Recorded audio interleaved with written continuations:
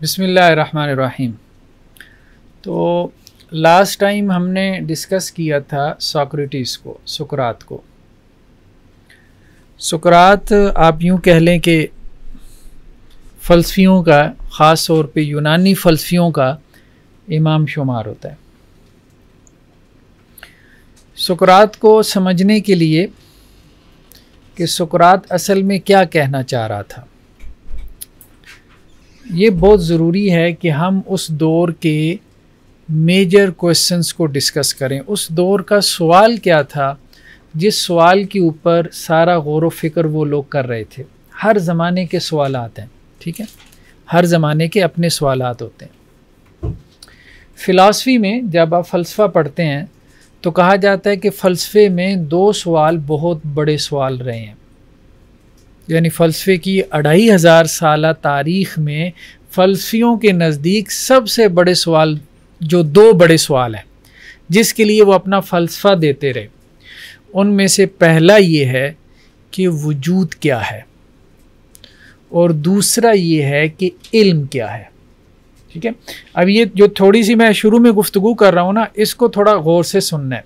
इससे आपके ऊपर मतलब ये सारे फ़लसफ़े खूब अच्छी तरीके से खुलेंगे। आ गए यार, क्या मतलब बकवास है, वजूद क्या है, ये क्या सवाल है वजूद क्या है, वजूद क्या है। ठीक, वजूद मीन्स एग्जिस्टेंस, बीइंग। ठीक है, बीइंग ज़्यादा बेहतर लफ्ज़ है। मतलब ये सब कुछ हमें जो नज़र आ रहा है, रेत के एक ज़र्रे से लेके यूनिवर्स कायनात तक, ये सब क्यों है, कैसे है, कहाँ से है। देखिए, हमारे यहाँ मज़हब में तो आसान सा जवाब है ना, अल्लाह ने पैदा कर दिया। ठीक, या अगर आप लोगों ने थोड़ी बहुत साइंस पढ़ी हो तो साइंस में कितने बच्चों ने कोई साइंस पढ़ी है? अच्छा, वो आपने एटम का मॉडल पढ़ा होगा, ठीक है, कि सब चीज़ें किससे मिलके बनी हैं? एटमों से मिलके बनी हैं। तो वजूद क्या है का एक जवाब ये हो सकता है मॉडर्न साइंस की रोशनी में कि जी एटम है हम। फिर एटम क्या है, फिर ये सवाल होगा, तो आप कहें कि जी एटम न्यूक्लियस है और उसके इर्द गिर्द इलेक्ट्रॉन्स घूम रहे हैं। अच्छा, फिर सवाल होगा न्यूक्लियस क्या है, जी उसके अंदर प्रोटॉन है, न्यूट्रॉन है। फिर सवाल ये पैदा होगा कि वो क्या हैं, ठीक है, मज़ीद। तो फिर आप बताएं कि अब आगे वो चले गए, वो क्या है, वो क्वार्क्स हैं। ठीक है, फिर आगे क्या है, क्वार्क्स क्या है, चल रहे हैं अब आप। तो एटम भी इतना छोटा है कि इस ज़ाहिरी आंख से आप उसको नहीं देख सकते। तो वजूद क्या है, मतलब चले जाएं। मिसाल के तौर पे यूनानियों में कुछ फ़लसफ़ियों ने जवाब दिया कि वजूद क्या है। वो कहते हैं जी ये सब पानी है, यानी वजूद की रियलिटी क्या है, हर चीज़ की रियलिटी क्या है। कुछ यूनानी फ़लसफ़ों ने कहा कि हर चीज़ जो है वो असल में उसकी हकीकत पानी है, यानी इंसान भी पानी है, ये ज़मीन आसमान ये सब असल में पानी से बने। तो असल क्या है, रियलिटी क्या है, पानी है।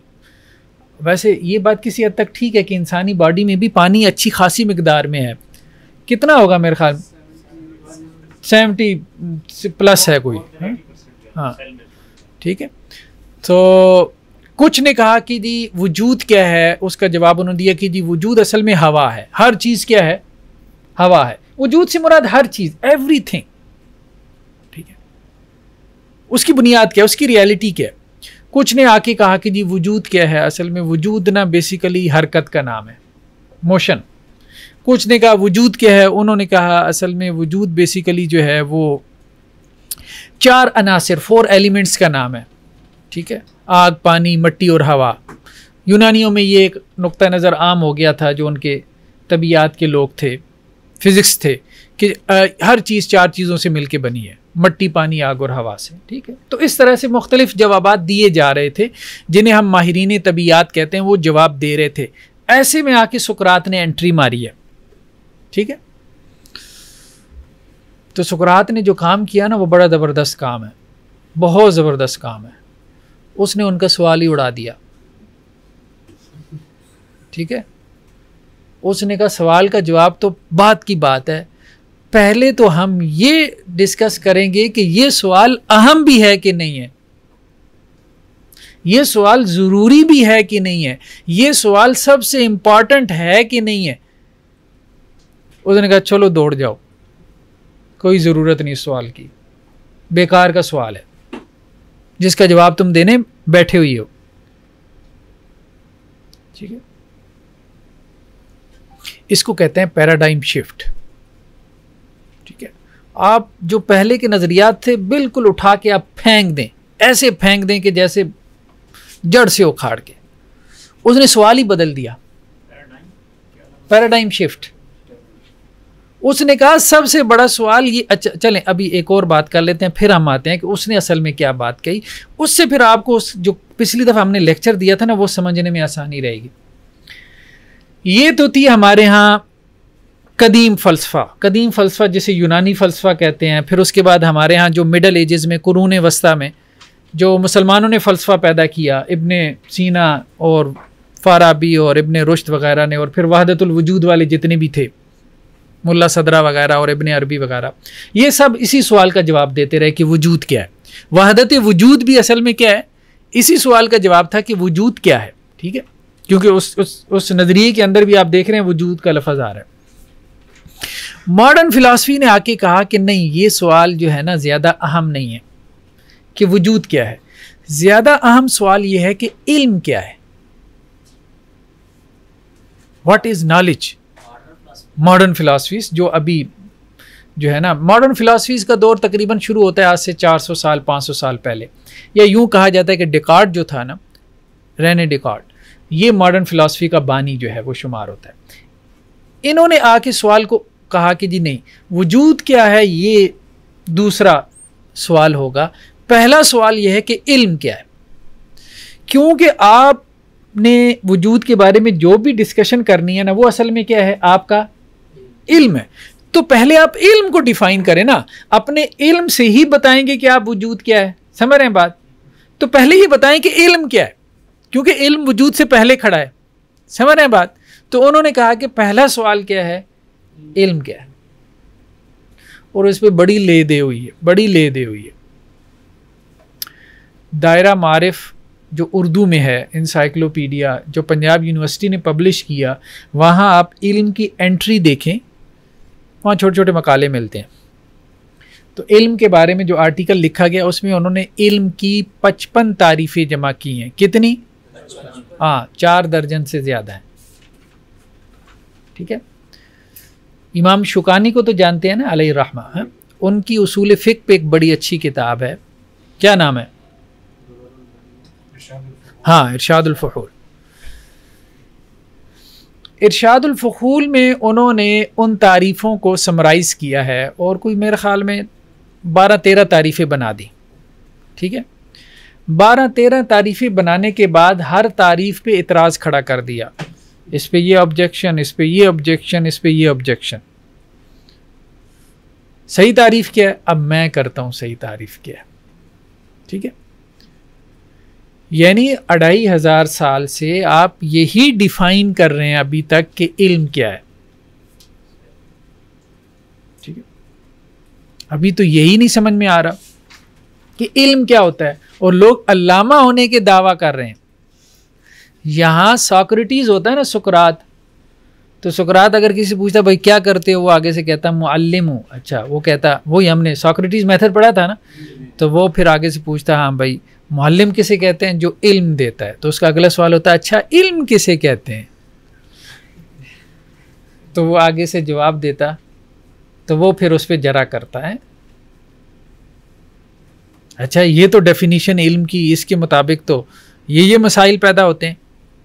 वो फिर एक और डेफिनीशन पेश करता, वो उस पर इतराज़ करता, वो एक और। तो इमाम शुकानी ने जो है वो 55 तारीफ़ों का खुलासा उड़ा के रख दिया। ठीक है, तो इंसानी काविशें बस ऐसी ही हैं, ऐसी हैं। वो इरशादुल फ़ुहूल में आप बहस अगर देखें ना इल्म की, वहाँ आपको अंदाज़ा होगा। खैर बहरहाल, हम ये बात कर रहे थे कि क्लासिकल फ़िलासफ़ी जो है उसने कहा सबसे बड़ा सवाल ये है कि वजूद क्या है। वो इस पे लगे रहे कि इस सब की क्या रियलिटी है जो नज़र आ रहा है। ठीक है, बीइंग जो एग्जिस्टेंस है, सब की क्या रियलिटी है। लाखों अरबों स्टार्स हैं, ठीक है, मिलियंस में गैलेक्सीज़ हैं, कैकशाएँ हैं, फ़लाँ ये वो। मॉडर्न फिलॉसफी ने आके ज़्यादा जोर दिया इल्म को डिफाइन करने पे कि यार हम ये जो देख रहे हैं सबको, जो हम परसीव कर रहे हैं, ठीक है, पहले इसे डिफाइन करो ना। जैसे रेने डिकार्ड ने आके एक बात की, उसने कहा भाई देखो बात यह, जब हम ख्वाब देखते हैं ना तो ख्वाब में हमें लगता है कि ये ख्वाब रियल है। कभी ख्वाब में ऐसा तो नहीं ना, बहुत कम होता है ख्वाब में कि आपको लगे कि आप ख्वाब देख रहे हैं, बहुत कम होता है ना। बाज़ लोगों को हो जाता है, उनका शऊर बहुत गालिब होता है, लेकिन अमूमन इंसान को यही लगता है जब ख्वाब देख रहा हो कि ये सब क्या है, रियल। हाँ, जब जागता है तो फिर पता चलता है कि ख्वाब है, ऐसे ही है ना। तो रेने डिकार्ड ने एक नुक्ता उठाया, उसने कहा कि यार मैं इस बारे शक में मुब्तला हो गया हूं कि वो ख्वाब वाली ज़िंदगी असल है या ये वाली असल है। ठीक है, हो सकता है रियलिटी वो हो और ये ड्रीम हो जिसको हम जागना कह रहे हैं।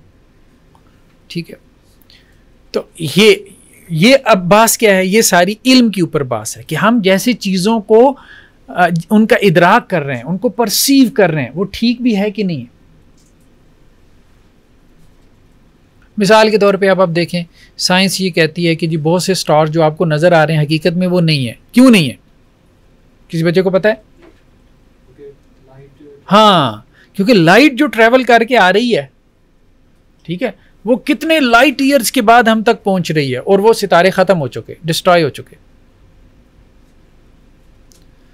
आपने कभी सड़क पे देखा हो, सामने पानी नजर आ रहा है, करीब जाते हैं पानी नहीं है। तो गोया पहले यार इल्म को डिफाइन करो कि जो नजर आ रहा है ये भी रियलिटी है कि नहीं है। कांट ने कहा कि भाई ये मेज है, ये मेज आपको लग रहा है हमवार है, ऐसे ही लग रहा है ना, हमवार है, ठीक है। आप इस पे खुर्दबीन लगाएंगे तो क्या नजर आएगा? हाँ, बहुत बड़ी बड़ी जैसे टीले हों। वो खुर्दबीन क्या करेगी, इसको बड़ा कर देगी ना, बड़ा लेंस है ना, वो चीज़ों को जो है वो कई टाइम्स बड़ा करके दिखाएगी। तो गोया रियलिटी आपको नजर आ रही थी कि ये प्लेन है, ठीक है।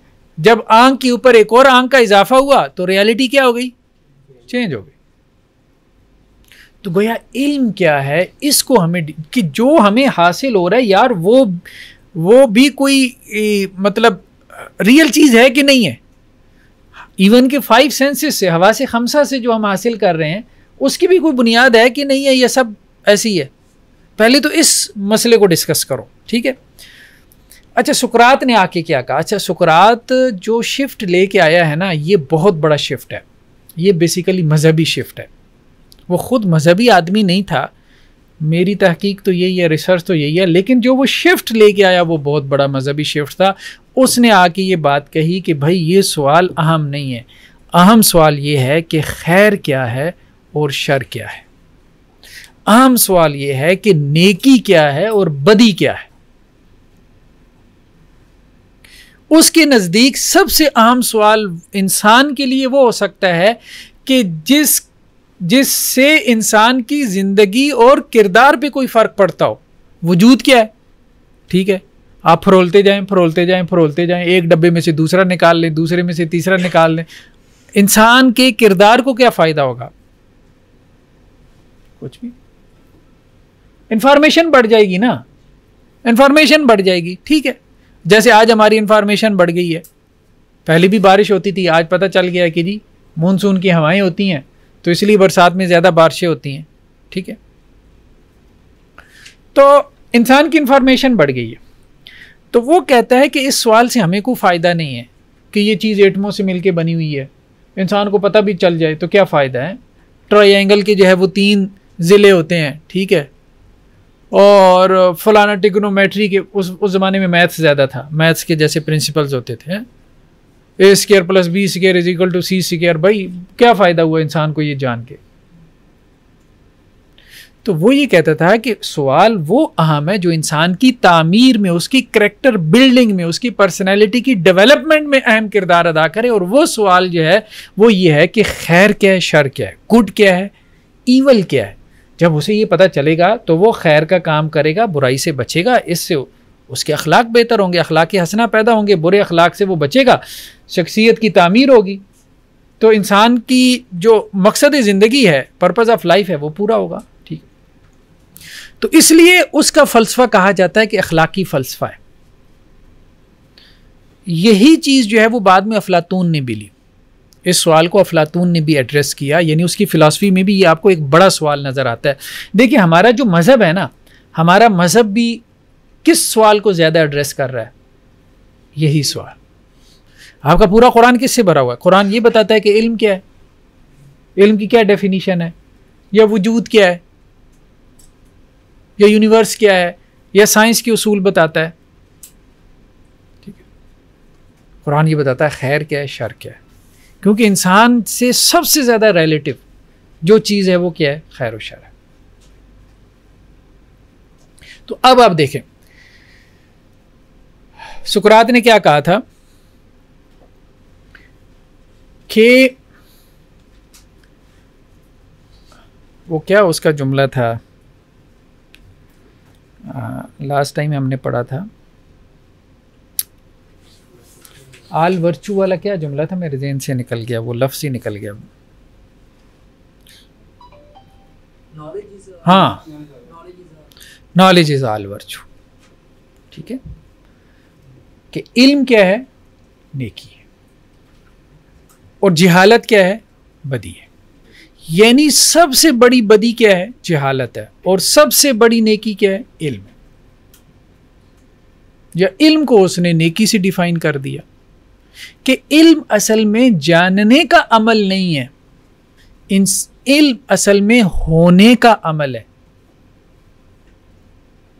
ठीक है, इल्म ये नहीं है कि आपके जहन में सही बुखारी महफूज है, इल्म ये नहीं है कि आपके सीने में कुरान मौजूद है।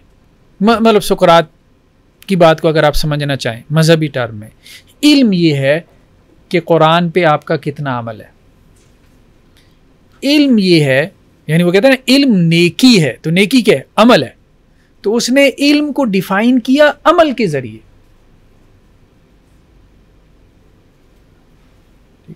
और वो अमल की तरफ इसलिए उभारता है, तो वो कहता है कि असल में इंसान को जिस चीज़ की ज़रूरत है वो अमल है।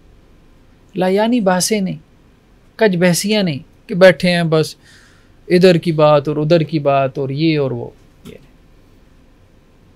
ठीक है, अच्छा अब सवाल ये पैदा हुआ कि इल्म सब इल्म देने में लगे हैं, सोफिस्ट भी हैं जो उस वक़्त इल्म देने में लगे थे। ठीक है, वो मौल्लिमीन कहलाते थे। सोफिस्ताइयों की हमने बात की थी ना, प्रोफेशनल्स हमने कहा था, जैसे आजकल मोटिवेशनल स्पीकर्स हैं आके जो है वो सिखाते हैं आपको स्किल्स वगैरह। तो अब वो भी इल्म देने में लगे हुए थे। तो इसने कहा भाई बात यह है कि इल्म सिखाया नहीं जा सकता। पहली बात तो यह है कि इल्म नेकी है, और नेकी आप सिखा नहीं सकते, बल्कि नेकी क्या कर सकते हैं? इंसान के अंदर मौजूद है। आप इंसान को उस नेकी की तरफ मुतवज्जे कर सकते हैं, और आपको उसकी तरफ मुतवज्जे कैसे करना है उसके लिए फिर उसने मेथड दिया, और वो क्या है?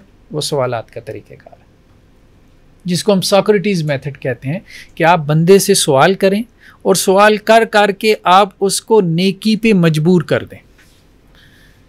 तो वो कहता था कि नेकी बाहर से सिखाई नहीं जा सकती, जैसे ख़तीब आके आपको 4 घंटे का खुतबा दे जाए। और ये हमारे यहाँ अब आप देखें किसी हद तक बात ठीक भी है, 4-4 घंटे के खुतबे होते हैं, और रमज़ान में भी आप देखें, लेकिन फ़ायदा यानी फ़ायदा इन द सेंस ठीक है 4 घंटे मस्जिद में गुजर गए, ये फ़ायदा तो है कि उसने मोबाइल पे नहीं गुजारे, मस्जिद में गुजार लिए, लेकिन इस सेंस में कि उसमें तब्दीली आए, तब्दीली वही नेकी लेके आती है जो इंसान अंदर से सीखता है, उसके अंदर। इसलिए वो ये कहता था जिसे पता चल जाए कि ये नेकी है, मुमकिन नहीं है कि वो नेकी ना करे, ये मुमकिन नहीं है। यानी उसका फलसफा यही था। और जिसे पता चल जाए ये बदी है, मुमकिन नहीं है कि वो बदी से ना बचे, लेकिन वो ये कहता था कि चूंकि तुम बता रहे हो उसको ये नेकी है और ये बदी है, अभी उसे पता ही नहीं चला कि ये नेकी और बदी है। वो भी ये समझ रहा है कि मुझे पता चल गया है कि ये नेकी और बदी है, और तुम भी ये समझ रहे हो कि उसे पता चल गया है और मैंने उसे बता दिया। उसने कहा ना ये बताने वाली बात है, ना ये सीखने वाला काम है, ये तो उसके अंदर मौजूद एक खजाना है, जिस खजाने की तरफ आपने उसको मुतवज्जे करना है, और जिस लम्हे वो मुतवज्जे हो जाता है उसी लम्हे वो नेकी पे अमल शुरू कर देता है, और उसी लम्हे वो बदी से बचना शुरू कर देता है। इसलिए हम देखते हैं कि उसमें किरदार की बुलंदी है। सुकरात के बारे में हमने वाकयात देखे थे ना, उसमें किरदार की बुलंदी है। वो बाअमल फलसफी था, जो कहता था वो करता था। एक मरतबा उसके अंदर ने कह दिया ये अखलाकी बात है, जान जाती है तो जाए। यार जेल से भागना गैर अखलाकी बात है जान बचाने के लिए, मैं नहीं भागूंगा, मैं नहीं भागूंगा। हाँ, सिस्टम की मुखालफत करता रहा। तो अच्छा, एक ये अभी सुकरात तो वाज़ेह हो गया ना, हमने कहा था सुकरात की बेसिकली फ़िलासफ़ी ये थी, और उसका ये जो सॉक्रेटिस मेथड है ना, ये कहीं कहीं इस्तेमाल कर लिया करें। हम ये इसलिए पढ़ लें कि हम इसको अपने उसमें लेके आएँ, ठीक है, मतलब अपने फ़रीक़े मुखालिफ के साथ, मद्दे मुकाबिल के साथ। देखिए ना, जब आप उस्ताद बनने की कोशिश करेंगे ना तो अगला आपका उस्ताद बनेगा। तो जब देखें ना वो बहुत उस्ताद बन रहा है, फ़ौरन तालिब इल्म बन जाए सुकरात की तरह, लेकिन सुकरात जैसा तालिब इल्म हो, फ़ौरन तालिब इल्म की पोजीशन ले ले। हज़रत ये बात समझ में नहीं आई, हज़रत ये बताएं ये क्या है, फिर ये क्या है, बड़े मीठे अंदाज में। और 2-4 दफ़ा आप हज़रत करके कहेंगे तो हज़रत साहब या तो बिल्कुल खामोश हो जाएंगे या फिर ये कहेंगे कि मुझे नहीं पता। और सुकरात के साथ भी ये होता था, लोग या तो कहते थे कि यार हमें ये पता चल गया कि हमें कुछ नहीं पता, या फिर बिल्कुल खामोश हो जाते थे क्योंकि वो उनको कॉर्नर कर देता था। ठीक है, कॉर्नर कोने में लगा देता। ठीक, तो जब कोई आपको कहे कि यार कुरान की आयत का तर्जमा गलत किया है, अच्छा तो आप कर दें, हदीस का तर्जमा आपने सही नहीं किया तो आप बता दें क्या सही तर्जमा हो सकता है। तो फिर जब वो करे तो फिर आप उसके ऊपर क्वेश्चन करें। अब आपने उसको कटहरे में खड़ा कर लिया, ठीक है, जिसे कहते हैं कि अब आप उसके ग्राउंड पे खेल रहे हैं, और कुछ न सही उसका ग्राउंड तो ख़राब करेंगे ना। ठीक, अच्छा बहरहाल आज हमने देखना है अफलातून को। ठीक है जी, अफलातून, अफलातून को कहते हैं जी प्लेटो, अंग्रेजी में क्या कहते हैं प्लेटो। सुकरात को क्या कहते हैं सॉक्रेटिस। तो प्लेटो जो है ये शागिर्द है सुकरात का। वैसे तो सुकरात के और भी बड़े शागिर्द हैं, लेकिन बहरहाल मारूफ ये है। अच्छा, इसकी 1 मिनट आपको मैं चलें, बहरहाल ये सारा डिस्टर्ब हो जाएगा, फिर वैसे ही लिख लें। इसकी पैदाइश जो है 427 में कहा जाता है, कुछ ने 28 भी लिखी है, कुछ ने 24-23 भी लिखी है, लेकिन ज़्यादा मारूफ यही है 427। 427 से 347 क़ब्ल मसीह हैं, BC जिसे हम कहते हैं।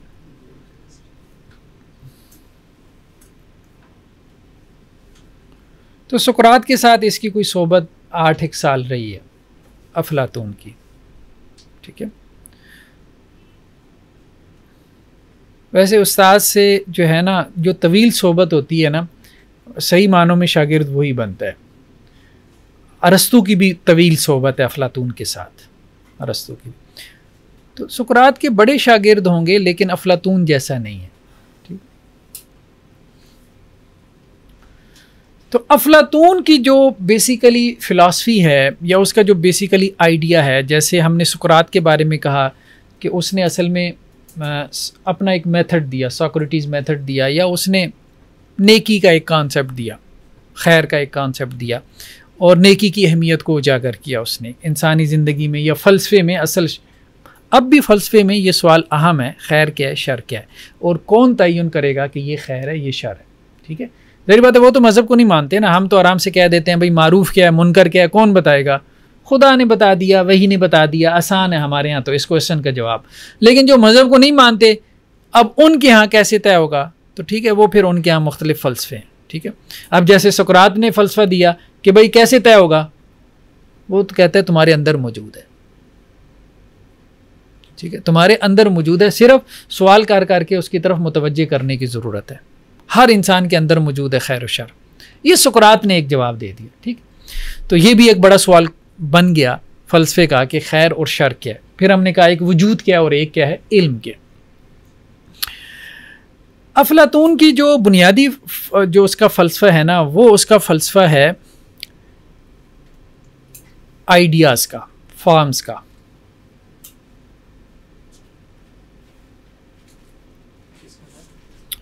Ideas, world of ideas.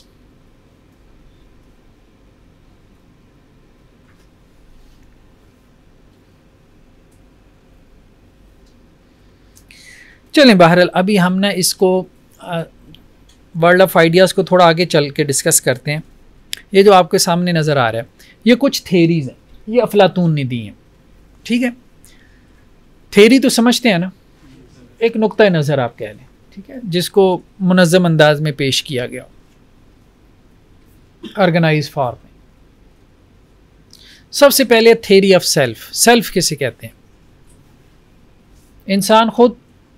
ठीक है, इंसान खुद। फ़लसफ़े में एक बड़ा सवाल जो है वो ह्यूमन नेचर के बारे में भी होता है। नेचर क्या है? ठीक है, और ख़ास तौर पे ह्यूमन नेचर, या आप यूँ कह लें कि इंसान क्या है। मिसाल के तौर पे अगर ये सवाल हो इंसान क्या है, इंसान को डिफ़ाइन करें, इंसान क्या है, तो मंतकी क्या कहते हैं? इंसान क्या है? हैवान नातिक, मिसाल के तौर पे। ठीक है, कुछ और लोगों ने और भी तारीफ़ें कर दी होंगी। तो अफलातून की जो थेरी ऑफ सेल्फ है, ये बेसिकली डिफ़ाइन करती है इंसान को कि इंसान क्या है, या आप कह लें इंसान की नेचर को। नेचर समझते हैं ना, आसानी के लिए आप तबीयत कह लें। ठीक है, लेकिन एक तबीयत उर्दू वाला है उससे थोड़ा बच के। हाँ, रियलिटी कह लें, हकीकत कह लें। जैसे तबीयत का लफ्ज़ है ना, तबीयत का लफ्ज़ फिज़िक्स के लिए जैसे बोला जाता है। हाँ, फितरत कह लें। फितरत भी हमारे यहाँ ज़रा वो लफ्ज़ उस तरह से महदूद मानी रखते हैं उर्दू के। नेचर का लफ्ज़ अंग्रेज़ी का ज़रा बेहतर लफ्ज़ है।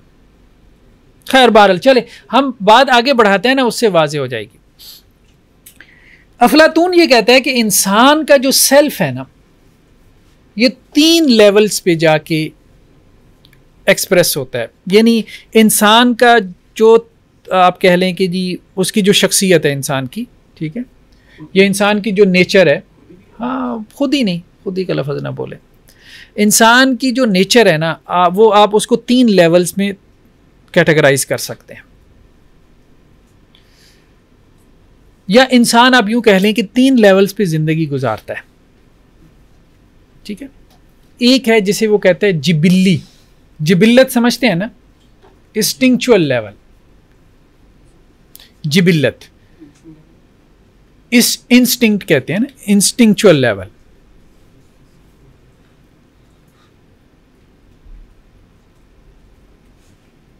जिबिल्लत किसे कहते हैं? हाँ, आदत ज़रा थोड़ा सा है। अरबी में जिबिल्लत कहते हैं जिसके ऊपर इंसान पैदा हो, यानी वो खवास, वो खसलतें जिन्हें लेके इंसान पैदा हुआ है। ठीक है, मिसाल के तौर पे कुछ ख्वाहिशात हैं जो हम लेके पैदा हुए हैं। जिबिल्लत में जैसे क्या आ जाता है? भूख, आपकी हंगर, इंसान की जिबिल्लत है ना, भूख है। ठीक है, इसको इसलिए भी कहते हैं कि ये बार बार लौट के आती है। जिबिल्लतें वो होती हैं, वो खसलतें हैं जो बार बार लौट कर आती हैं, और वो इंसान का लाजमी खासा है। ठीक है, उसके बगैर आप इंसान को डिफाइन नहीं कर सकते। हर इंसान के अंदर जिबिल्लतें मौजूद हैं। उसमें भूख की जिबिल्लत है, जैसे जिन्स की जिबिल्लत है, सेक्स की जिबिल्लत है, फिर गुस्सा है, एंगर हर इंसान में है ना, ये जिबिल्लतें। फिर खौफ है, फियर, हर इंसान में होता है ना। खौफ की नौयत मुख्तलिफ हो सकती है, ठीक है, कोई बिल्ली को देख के डर जाता है, कोई, ठीक है, हाँ, शेख को देख के नहीं डरता, लेकिन बेगम को देख के डर जाता है, ठीक, लेकिन खौफ में हर इंसान रहता है। तो एक तो है कि इंसान जिबिल्ली लेवल पे जो है वो जिंदगी गुजारता है। तो अफलातून ये कहता है कि ये जो लेवल है ना, ये है जानवरों की सतह का, क्योंकि जानवरों में भी जिबिल्लत गालिब होती है, ठीक है। जानवर असल में जिबिल्ली लेवल पे यानी ख्वाहिशात के लेवल पे ज़िंदगी गुजारते हैं। मतलब जानवरों की ज़िंदगी क्या है, खाया पिया सो गए, यही है ना बस, या आगे अफजाइश नस्ल के लिए कोई, ठीक है, जोड़ा तलाश कर लिया, यही है, और उनकी ज़िंदगी का कोई मकसद तो नहीं।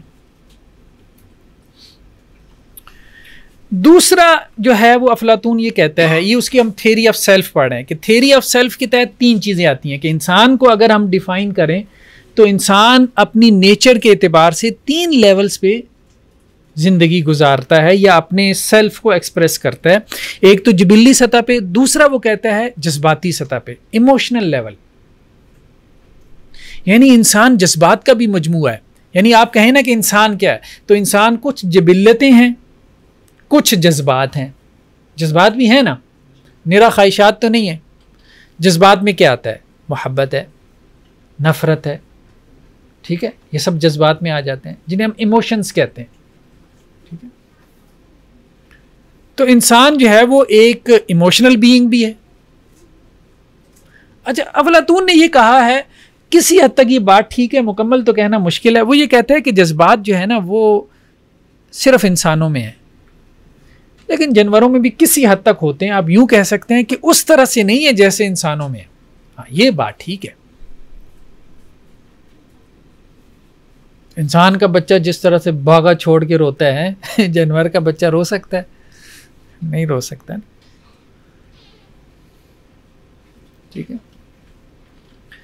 तो दूसरा जो है वो इमोशनल सतह पे हम जिंदगी गुजारते हैं, यानी एक तो हम अपनी लाइफ में अपनी जिबिल्लतें पूरी कर रहे हैं। सारे लोग इसमें लगे हैं ना, ओ भाई क्यों जॉब करते हैं, ठीक है, ठीक है, ज़रूरियात ज़िंदगी पूरी करें, हैं, शादी वादी करें, ठीक है, खाएं पिएं, और फिर उसके बाद इमोशनल लेवल है, ठीक है। इमोशनल लेवल में इंसान, शादी में उसकी जो है वो एक इमोशनल अटैचमेंट होती है, मोहब्बत की ज़रूरत पूरी होती है, बच्चों के साथ पूरी होती है।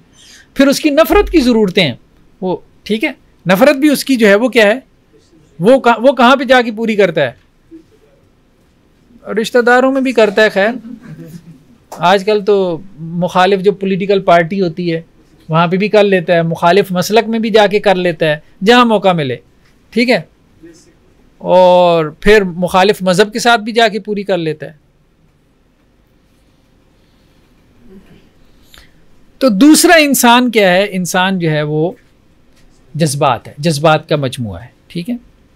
और जज्बात में कुर्बानी भी आ जाती है, इसार भी आ जाता है, ये सब जज्बे हैं ना, जिसे हम अफ़ालुल कुलूब कहते हैं, एक्शंस ऑफ द हार्ट है। वो दूसरों के लिए कुर्बानी देता है, इसार करता है। तो वो कहता है कि ये जिबिल्ली सतह से बुलंद सतह है, ठीक है। सबसे निचली सतह क्या है कि इंसान जो है जिबिल्ली सतह पे सिर्फ ज़िंदगी गुजार रहा हो, बस खाया पिया डिकार मारा और सो गए। फिर उसके बाद एक लेवल आता है कि लोग इमोशनल लेवल पे ज़िंदगी गुजारते हैं, जज्बाती हैं, लोगों से मोहब्बत रख रहे हैं, लोगों से नफ़रत भी कर रहे हैं, लोगों के लिए हमदर्दी का जज्बा भी है, लोगों के लिए कुर्बानी इसार का जज्बा भी है। ये कह रहा है उससे अगला लेवल। तीसरा लेवल वो कहता है रेशनल, अकली सतह, रैशनल लेवल, ठीक है। तो रैशनल लेवल पे भी इंसान क्या करता है, अपने आप को एक्सप्रेस करता है। अच्छा, वो कहता है ये सबसे आला सतह है, ये सबसे आला सतह है जिसके ऊपर इंसान ज़िंदगी गुजारे या उसको गुजारनी चाहिए, अकली सतह पे, रैशनल होके। मिसाल के तौर पे वो ये कहता है, देखें मैं ये नहीं कहता कि इंसान अपनी जिबिल्लतों को पूरा ना करे, ये मैं नहीं कहता, ठीक है, क्योंकि जिबिल्लत जो है वो इंसान की ज़रूरत है, उसकी बायोलॉजिकल नीड है। अगर अपनी जिबिल्लतों को पूरा नहीं करेगा तो क्या होगा, मर जाएगा। भाई अगर भूख को मिटाने के लिए खाना नहीं खाएगा तो क्या होगा, मर जाएगा। तो जिबिल्लतें तो पूरी करनी है, ठीक है, मैं ये नहीं कहता, लेकिन मैं जब ये कहता हूँ कि इंसान को रैशनल लेवल पे ज़िंदगी गुजारनी चाहिए, तो मैं असल में ये कहता हूँ कि अपनी जिबिल्लतों को अपनी अकल के ताबे करो। जैसे हम कहते हैं ना कि अपनी जिबिल्लतों को किस किताबे करो, वही किताबें करो, मतलब हमारा मजहब का बयानिया ये होता है ना, ठीक है। तो अब वो तो वही को नहीं मानते ना, तो उन्होंने देखे एक पूरा निज़ाम बनाया ना फिर, तो वो क्या कह रहा है कि जी आप अपनी जिबिल्लतों को क्या करें, अकल के ताबे करें। और वो कहता है इसकी दलील क्या है, इसकी दलील वो ये अच्छा, इस पे काफ़ी अच्छा लेक्चर जो है ना अफलातून के ऊपर, अच्छे लेक्चर्स इनके हैं, अब्दुल वहाब सूरी साहब के, अगर आपको मिल जाए ना यूट्यूब पे तो वो भी देखें, इंशाल्लाह से उससे भी काफ़ी फ़ायदा होगा। अगरचे वो अंग्रेज़ी ज़्यादा बोलते हैं, अगर अंग्रेज़ी अच्छी नहीं है तो मुश्किल हो जाएगा, लेकिन फिर भी कोशिश करें। अब्दुल वहाब सूरी साहब हैं, कराची में इनके जो एक डिपार्टमेंट है ना, कराची यूनिवर्सिटी में फ़लसफ़े के डिपार्टमेंट के चेयरमैन रहे। और फिर एक डॉक्टर शाहिद मुख्तार साहब हैं, उनकी किताब है अफलातून के नाम से, वो किताब देख लें आप, आपको मिल जाएगी, आर्काइव पे पड़ी होगी। अफलातून के नाम से डॉक्टर शाहिद मुख्तार साहब की किताब है।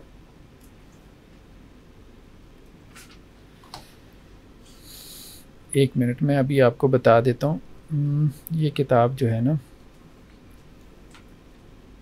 हाँ डॉक्टर शाहिद मुख्तारी नाम है, अफलातून हयात व तालीमात और फ़िक्र व फ़लसफ़ा।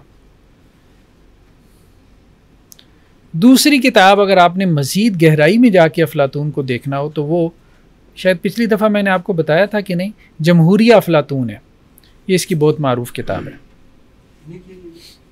नहीं, ये तो अफलातून की अपनी किताब है, जमहूरिया अफलातून, अफलातून की अपनी किताब है। अफलातून ने एक किताब लिखी है कि रियासत कैसी होनी चाहिए, हाँ जमहूरिया। तो हमारे यहाँ जब उसका तर्जमा किया जाता है ना तो वो उसको जमहूरिया अफलातून कह दिया जाता है।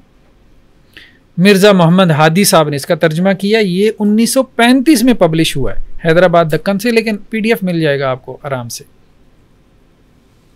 ये भी ज़ख़ीम किताब है, कोई 500 से ज़ायद सफ़ात की है, 550 सफ़ात की।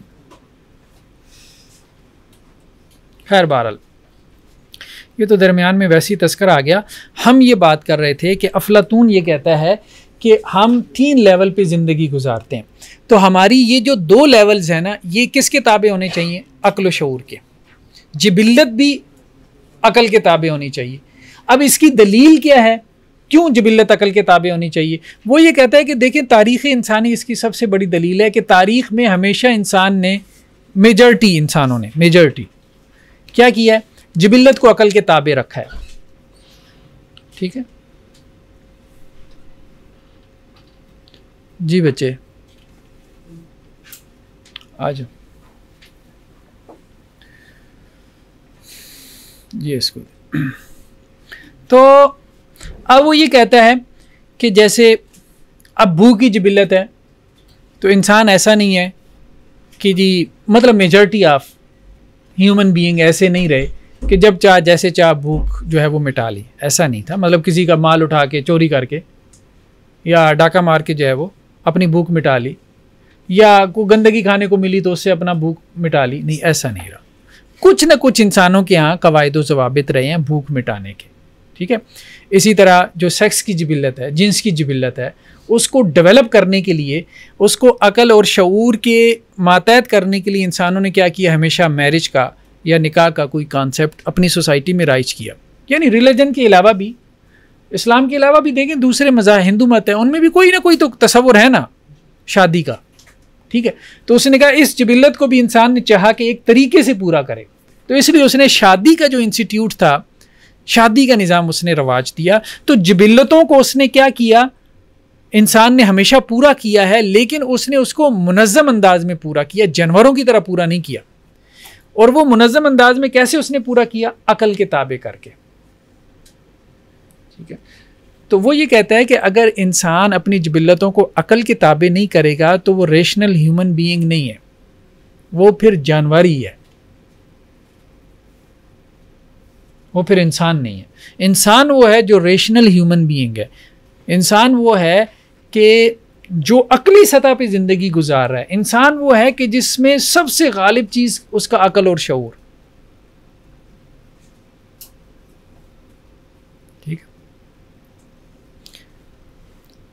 अब जैसे देखें ना कि अफलातून अगर आजकल आ जाए कहीं वलीमे की दावत पे, ठीक है, और आवाज़ लगे कि खाना खुल गया है, ठीक है, और लोगों को देखे कि किस तरह दौड़ रहे हैं बिरयानी की प्लेटों की तरफ और किस तरह से खाना जो है वो रुल रहा है, तो वो क्या कहेगा? जानवर है, ठीक है, वो यही कहेगा कि ये जानवर है।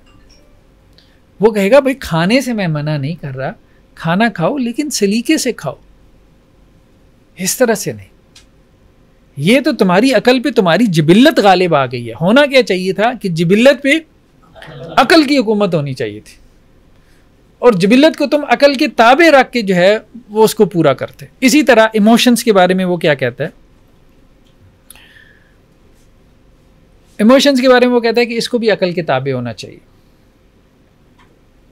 जज्बात को भी अकल के ताबे होना चाहिए, ठीक है। वो कहता है कि अगर आपके जज्बात अकल के ताबे नहीं होंगे ना तो लोग आपको क्या समझेंगे? एबनॉर्मल है। जैसे अगर आपकी जिबिल्लत आपके अकल के ताबे नहीं है, जानवरों की तरह आप खाना खा रहे हैं, तो सोसाइटी में आपकी अहमियत क्या हो जाती है? कम हो जाती है।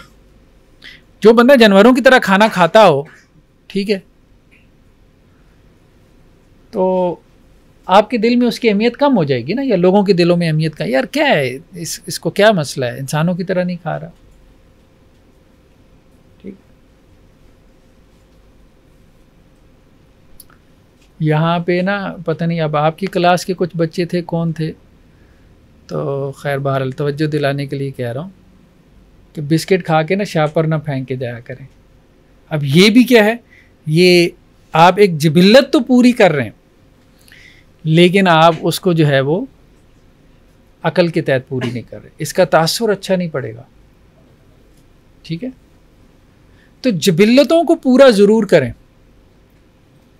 और ये चीज़ें मैं अभी आपको बता रहा हूँ, अभी आप बाहर मार्केट में जाएंगे, सोसाइटी में जाएंगे, बड़ा फ़र्क पड़ता है। पिछले दिनों मैंने एक यूनिवर्सिटी में इंटरव्यूज़ किए, यकीन माने जो लोग इंटरव्यूज़ के लिए आते हैं तो वहाँ ये भी नोट किया जाता है कि इसने टोपी पहनी है तो टोपी किस तरह से पहनी हुई है, ठीक है। तो लोग बाहर बहुत प्रोफेशनल्स हैं, बहुत प्रोफेशनल्स हैं। अब हमारे यहाँ मिसाल, आम एक मिसाल बयान कर रहा हूँ, आपकी नहीं बयान कर रहा, हमारे यहाँ, और हम सब लोग उससे इरिटेट होते हैं। जब आप किसी वाशरूम में जाते हैं और आपसे पहले किसी ने वाशरूम इस्तेमाल किया हो, पानी नहीं फेंका, गंद डाला है अपना, लेकिन गंद अपना रोड़ा नहीं है, तो आप क्या कहेंगे उसको? जुबान से दो चार गालियां ना दें, दिल में तो देंगी ना। तो जिबिल्लतें पूरी करनी है लेकिन अक्ल व शऊर के तहत, फिर आप सही मानों में लोग आपको इंसान समझेंगे। ये अफलातून की थ्योरी है। शऊर के साथ, प्लानिंग के साथ, ठीक है। दूसरा जो है ना वो ये कहता है कि इमोशंस भी आपके ताबे होने चाहिए। किसके? अकल के। वो ये कहता है मैं ये नहीं कह रहा आप इमोशनलेस हो जाओ, जज्बात ही ना हो, मैं नहीं कह रहा आप रोबोट बन जाओ, नहीं। जहाँ इमोशंस का मतलब ये है कि जहाँ इमोशंस का इजहार करना है वहाँ करना है, जितना करना है उतना करना है। मिसाल के तौर पे शादी के मौका पे औरतें रोती हैं, ठीक है, रो लें, मर्द बागा छोड़ दे, लोग क्या कहेंगे? और शादी किसी की मर्द की हो रही है और वो रोना शुरू कर दे बीवी को देख के, तो आपके ऊपर क्या तासुर पड़ेगा? ये मर्द है? बुरा तासुर पड़ेगा ना। अब रोना एक इमोशन है ना, वो कहे यार मैं भी इंसान हूं, मैं भी तो इंसान हूं, मुझे भी तो तकलीफ होती है। नहीं, वो रोने से मुराद और है, वो जो शादी के बाद रोता है वो और है। लेकिन मर्द इस तरह से धाड़े मार मार के नहीं रोता, आंसुओं से नहीं रोता। हाँ वैसे रोता जरूर है, वो बात ठीक है, वो सबको समझ में आता है। तो खैर कहने का मकसद ये है कि इमोशंस का इजहार, अब जहां हंसना नहीं है वहां हंसना शुरू कर दें, ठीक है। तो अगला कहेगा यार क्या हो गया, पागल हो गए हो, ये हंसने की बात है जिस पे तुम हंसी जा रहे हो, और जो हंसने की बात हो उस पर रोना शुरू कर दे, तो आप उसको क्या कहेंगे? एबनॉर्मल आदमी है। तो वो कहता है इमोशंस आपके क्या होने चाहिए? अकल के ताबे होने चाहिए। और अकल के ताबे होने से मुराद क्या है कि जहां जिस जज्बे का इजहार माकूल है वहां उस जज्बे का इजहार करो, और जितना, ये भी बहुत ज़रूरी है, जितना उस जज्बात का इजहार होना चाहिए उतना ही करो ना, उससे ज़्यादा तो ना करो। अब छोटी सी बात के ऊपर आप फट जाएं, नहीं बट ठीक है, छोटी सी बात के ऊपर छोटा सा रिएक्शन दे दें, बड़ी बात के ऊपर थोड़ा सा बड़ा रिएक्शन, यही माकूल है ना। छोटी बात के ऊपर बड़ा रिएक्शन, तो हर बंदा कहेगा यार क्या हो गया यार, इतनी छोटी सी बात थी, क्यों इतने जज्बाती हो रहे। समझ रहे हैं बात। तो ये वो कहता है कि जज्बात को भी क्या होना चाहिए, उसके ताबे होना चाहिए। अच्छा, वो ये कहता है, देखिए बात ये है कि अगर जज्बात को आप अकल के ताबे नहीं करेंगे ना तो बड़ा फसाद बर्पा होगा, बहुत फसाद बर्पा होगा। और कहता है कि इंसान जानवरों से भी बदतर हो जाएगा।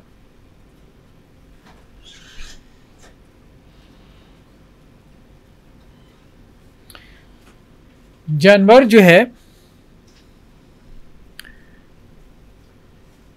खाना खा के जो है वो तकब्बुर का इजहार नहीं करता, पेट भर गया ना, भूख की जिबिल्लत है उसने पूरी कर ली, लेकिन वो जिबिल्लत पूरी करती हुई जानवर तकब्बुर नहीं करता। ठीक है, शेर ने खा लिया बाकी छोड़ देगा, दूसरों के लिए छोड़ देगा, लेकिन इंसान आपको नजर आएगा कि वो तकब्बुर भी कर रहा है। ठीक है, सेक्स की जिबिल्लत है, जानवर के यहाँ भी आपको कुछ उसूल व ज़वाबित नजर आएंगे। उम्र का छोटा जानवर होगा अपोजिट जेंडर, वो उसके साथ ताल्लुक़ नहीं कायम करेगा, लेकिन इंसान है बच्चे को भी अब्यूज़ कर देगा। ऐसा ही है ना, चाइल्ड अब्यूज़ हमारे यहाँ बहुत केसेस हैं। ठीक है, जैसे रेप के केसेस कहते हैं। तो वो कहता है कि इंसान जो है वो जानवरों से भी बदतर हो जाता है, जानवरों से भी बदतर हो जाता है अगर इसके इमोशंस जो हैं, इमोशंस उसकी वो अब डिफाइन कर रहे हैं ना इंसान को, यानी इमोशंस आप निकाल नहीं सकते, जिबिल्लतें नहीं निकाल सकते, इमोशंस नहीं निकाल सकते, वो कह रहे हैं ये सब ज़रूरी है, लेकिन एक इंसान उस वक़्त मोतदिल इंसान कहलाएगा या इंसान कहलाएगा जब ये सब उसकी अकल के ताबे होगा और वो रेशनल ह्यूमन बीइंग होगा।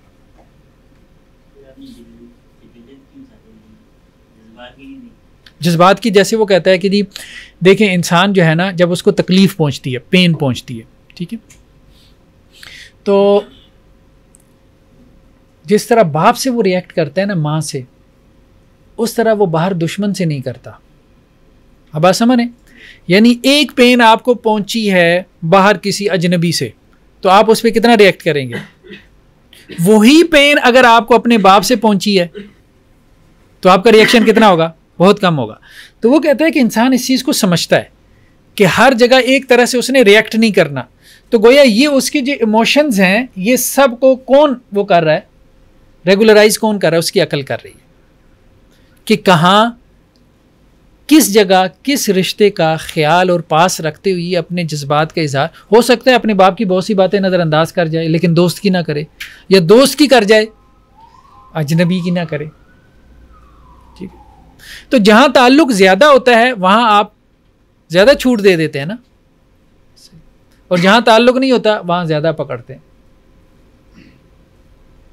देखिए ना, हमारे मसलकों में जितना बुरा भला कहा जाता है, ठीक है, लेकिन अभी तक ये कम से कम ये चीज़ तो मौजूद है ना कि अपने उस्ताद के ख़िलाफ़ जो है ना वो जज्बात का इजहार नहीं करते, शागिर्द नहीं करते, भले जितना भी इख्तिलाफ़ रखते हो। और उस्ताद से पहाड़ जैसी गलती भी हो जाएगी ना तो क्या करेगा, उसको छुपाएगा। लेकिन दूसरे आलिम से अगर छोटी सी भी गलती हो जाएगी तो उसको पहाड़ जितना बना के क्या करेगा,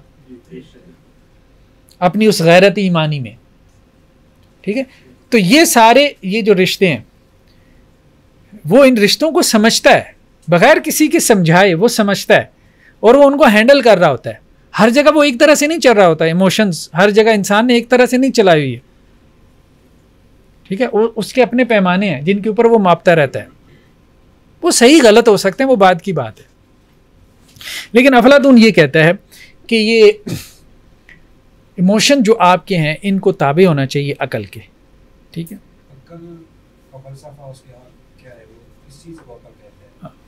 अभी हम आते हैं इसकी तरफ आते हैं।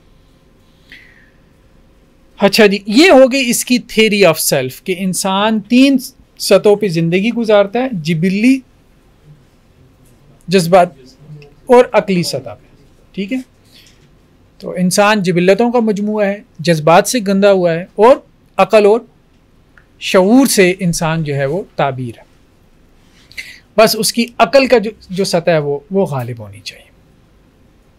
अच्छा, अब इंसान अफलातून की इससे दूसरी थ्योरी निकली। वो थ्योरी क्या है? थ्योरी ऑफ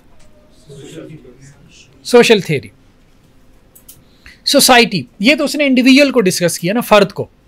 अब अफराद मिलके क्या बनता है? एक मुआशरा बनता है, सोसाइटी बनती है। उसने कहा कि भाई देखो, सोसाइटी में जो है ना वो 3 किस्म के लोग होंगे। जब इंसान 3 सतहों पे ज़िंदगी गुजार रहे हैं तो सोसाइटीज़ भी आपको 3 तरह के लोग मिलेंगे। एक वो जो पेट से सोचते हैं, समझ रहे हैं बात, जिनका दिमाग उनके पेट में है। इसका मतलब ही समझ रहे हैं ना, जिबिल्लत की सतह पे सोच रहे हैं, जिबिल्लत की सतह पे जिंदगी गुजार रहे हैं। ठीक है, उनका मकसद क्या है? हमारी ख्वाहिश पूरी हो जाए, बस हमारी ख्वाहिश पूरी हो जाए। कोई भी ख्वाहिश, भूख की हो सकती है, सेक्स की हो सकती है, कोई भी ख्वाहिश हो सकती है। ठीक है, ये चीज़ मुझे मिल जाए, वो मिल जाए। आजकल क्या है, मोबाइल की ख्वाहिश पूरी हो जाए, आईफोन मिल जाए, फला हो जाए, डिमकान हो जाए। ठीक है,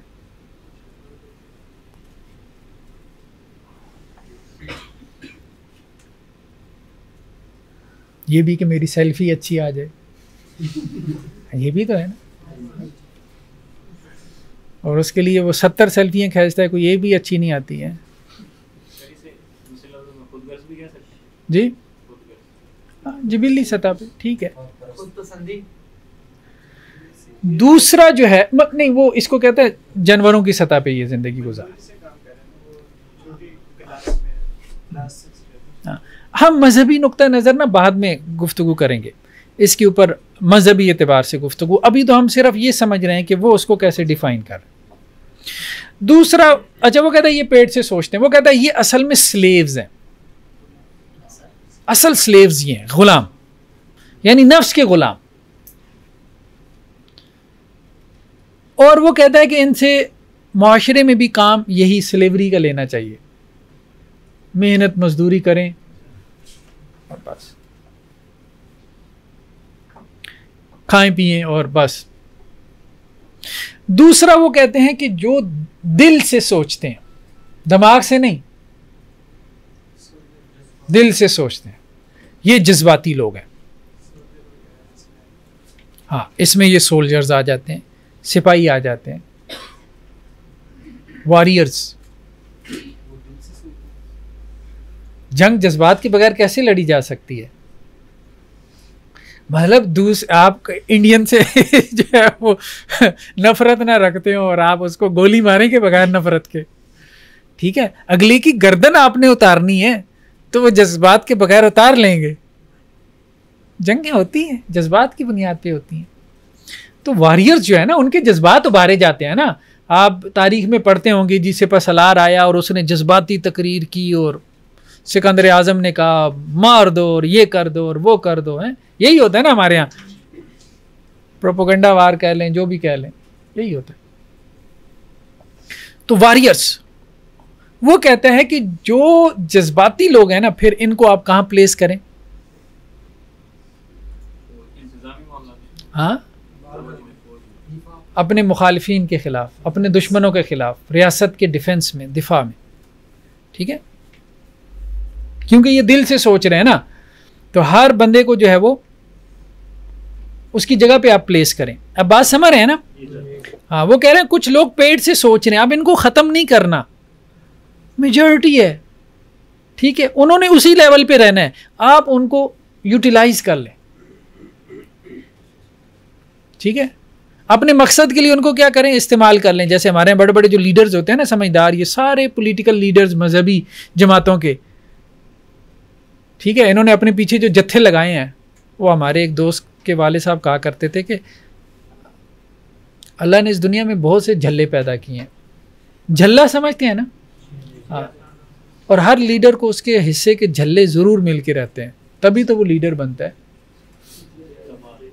ठीक है, ये झल्ले जो ब्लाइंड फॉलोअर, ये अफलातून यही बात कर रहा है। आज हमारी इस्तिलाहात बदल गई है ना, आज की लैंग्वेज ज़रा डिफरेंट है। ब्लाइंड फॉलोअर, जियाले, ठीक है,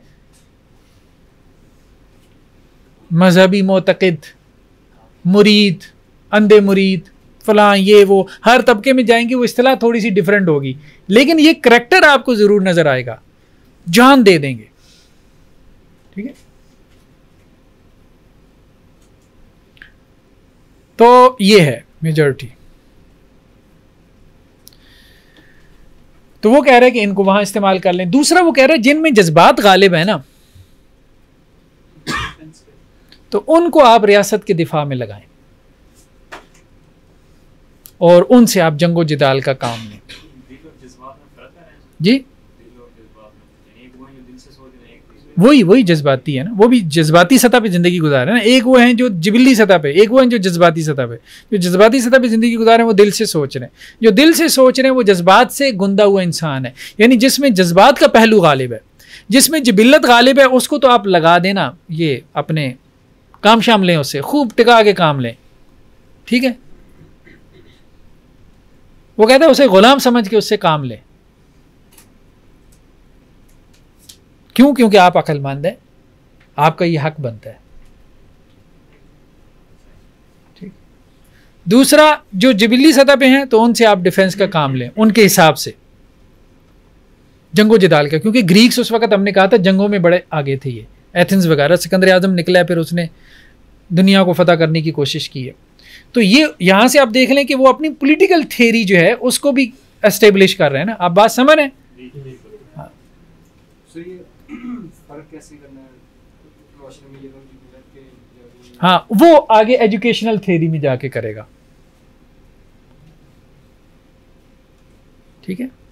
तीसरा जो है वो ये कहता है कि जो अकल से सोचते हैं, और वो कहता है कि जी ये फिलोसफर्स हैं, हाँ ये फिलोसफर्स हैं, ये असल में रूल करेंगे। हुक्मरान सिर्फ ये हो सकता है, ना पहला तबका हुक्मरान हो सकता है जो पेट से सोच रहा है, जो ख्वाहिशात का जो है वो ग़ुलाम बना हुआ है, ख्वाहिशात के ताबे है, ना दूसरा तबका जो जज्बाती है, जिस पे जज्बात गालिब है, ना वो हुक्मरान हो सकता है।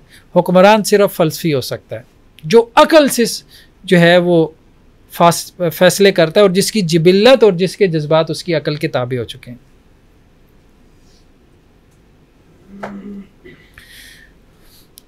अब सवाल ये पैदा हुआ, नेक्स्ट सवाल, कि अब भाई ये कैसे तयन होगा कि इसको ग़ुलाम बनाना है, उसको वहाँ लगाना है, और ये फ़लसफ़ी बन सकता है। अच्छा, इसके यहाँ एक अजीब आइडिया है। अब पता नहीं ये कॉन्सेप्ट ये वही से आया है, लगता है ये कॉन्सेप्ट वही से आया है।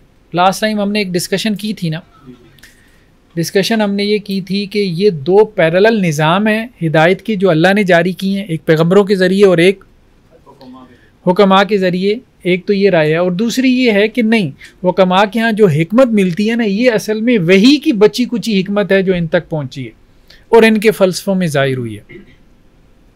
ठीक है, वो हमें सुकरात के यहाँ भी कुछ मिलती है, अफलातून के यहाँ भी मिलेगी, और भी लोगों में मिलेगी।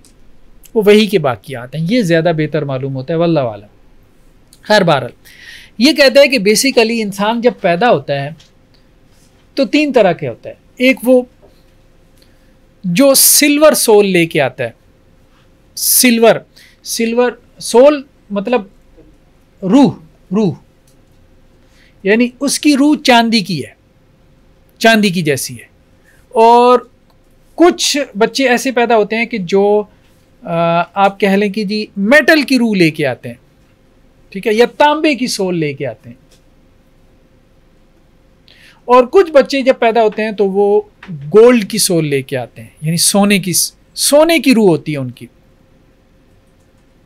या ब्राउन सोल कह लें, ठीक है, गोल्डन सोल।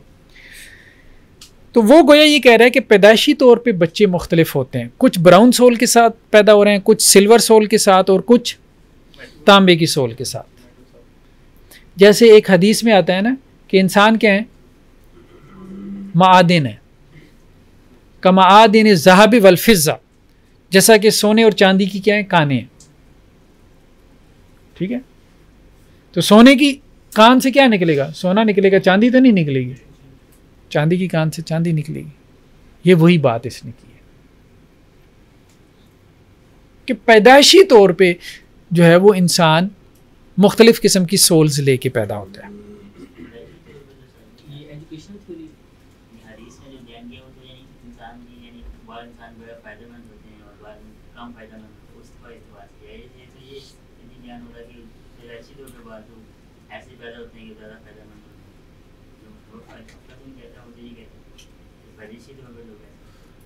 नहीं नहीं नहीं, देखिए वो जो अल्फाज है ना हदीस के, ख़ियारुम फिल जाहिलियत ख़ियारुम फिल इस्लाम, इससे क्या मुराद है? ठीक है, वो पैदाइशी तौर पे बेहतर था, वो जाहिलियत में भी बेहतर था। ठीक है, अबू जहल जो है वो बहादुर था, जाहिलियत में भी बहादुरी था। बहादुरी एक सिफ्त है जो काफिर होने के बावजूद उसके अंदर थी।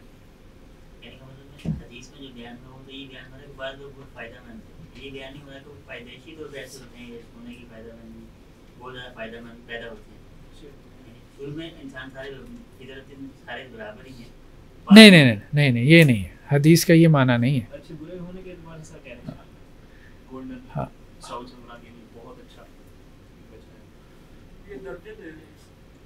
अफलातून असल में ये कह रहे हैं कि जो आप रूह लेके आ रहे हैं ना, तो सबकी रूह बराबर नहीं है, सबकी रूह जो है वो बराबर नहीं। हदीस में रूह के अल्फाज नहीं है, ये बात दुरुस्त है, हदीस में रूह के अल्फाज नहीं। हदीस में लेकिन इस तरफ इशारा है कि पैदाइशी तौर पे इंसान मुख्तलिफ खसलतें लेके पैदा होता है, जैसा कि बाद दूसरी रवायतों में है, कुछ लोग नरम दिल पैदा होते हैं, कुछ सख्त दिल पैदा होते हैं। ठीक है, और ये तो हमारा मुशाहिदा भी है ना कि कुछ लोग ज़हीन पैदा होते हैं। हर बच्चा एक जैसा नहीं है, हर बच्चा एक जैसा नहीं। यानी अब आप कहें कि इंसान, अच्छा इस पे भी दो बड़े फ़लसफ़े हैं, ये भी फ़लसफ़े में दो बड़ी अप्रोचेज़ हैं कि इंसान को कायनात ने बनाया है, यानी जो कुछ मैं हूँ ये मैं कायनात की वजह से, अपने इन्वायरमेंट की वजह से हूँ, या मैंने इन्वायरमेंट को बनाया है, मेरे इर्द गिर्द जो इन्वायरमेंट है वो मेरी वजह से है। ये दोनों अप्रोचेस फ़लसफ़े में चलती हैं। ठीक है, तो किसी हद तक बात ठीक है कि माहौल आप पे असरअंदाज होता है, आप माहौल पे असर करते हैं, लेकिन माहौल असरअंदाज ना भी हो तो कुछ खसलतें हम पैदाशी तौर पे लेके आते हैं। जैसे कुछ बच्चे पैदाशी तौर पे गसीले होते हैं, गुस्सा होता है, गुस्से के तेज़, वो इक्तसाबी नहीं है, पैदाशी तौर पे है। कुछ बच्चा जो है वो सुस्त है, पैदाशी तौर पे सुस्त है। कोई डरपोक है, पैदाशी तौर पे डरपोक है। कोई बहादुर है, पैदाशी तौर पे बहादुर है, जीन्स में विरासत में चली आ रही है उसके बहादुरी। तो ये है जी, किसी हद तक आप उसको पॉलिश कर सकते हैं। देखिए चांदी के बर्तन आप पॉलिश तो कर सकते हैं ना, लेकिन रहेगी चांदी, चमक जाएगी, रहेगी चांदी, सोना नहीं बनेगी, इतनी सी बात है। तो खैर बारत, तो अफलातून ये कहता है कि रियासत क्या करेगी, यानी जो स्टेट है वो एक तालीमी निज़ाम बनाएगी। हाँ, एक तालीमी निज़ाम बनाएगी जिसके ज़रिए से वो ये जांचेगी कि इसकी सोल ब्राउन है, इसकी सिल्वर है। यानी हमें ये तो उसूली तौर पे पता चल गया ना कि सब लोग एक जैसी सोल लेके नहीं आ रहे, लेकिन हमें कैसे पता चलेगा कि इसके अंदर ब्राउन है, इसके अंदर सिल्वर है? कोई एवेल्यूएशन तो आप रखेंगे ना, कोई इम्तिहान तो लेंगे ना। तो उसके लिए रियासत क्या करेगी, एक एजुकेशनल, एक तालीमी निज़ाम बनाएगी। तो पहली सतह पे जो लोग फेल हो जाएंगे तो वो फिर वर्कर्स बनेंगे। वर्कर समझ रहे हैं, वर्कर आम क्लर्क टाइप और इसी तरह से मजदूर टाइप। ठीक है, जैसे फैक्ट्री में काम करेंगे हैं, हाँ वो है। वो कह रहे हैं कि रियासत जो है ना वो एक तालीमी निज़ाम बनाएगी जिसकी 3 सतह होंगी। ठीक है, आप कह लें 3 टेस्ट बनाएगी आसानी के लिए। ठीक है, पहले टेस्ट में जो फेल हो गए इनको वर्कर्स में आप ले जाएं, इनसे वर्कर्स वाला काम लें, फैक्ट्रियों में काम करें, मजदूरी करें, ठीक है, कारखानों में काम करें।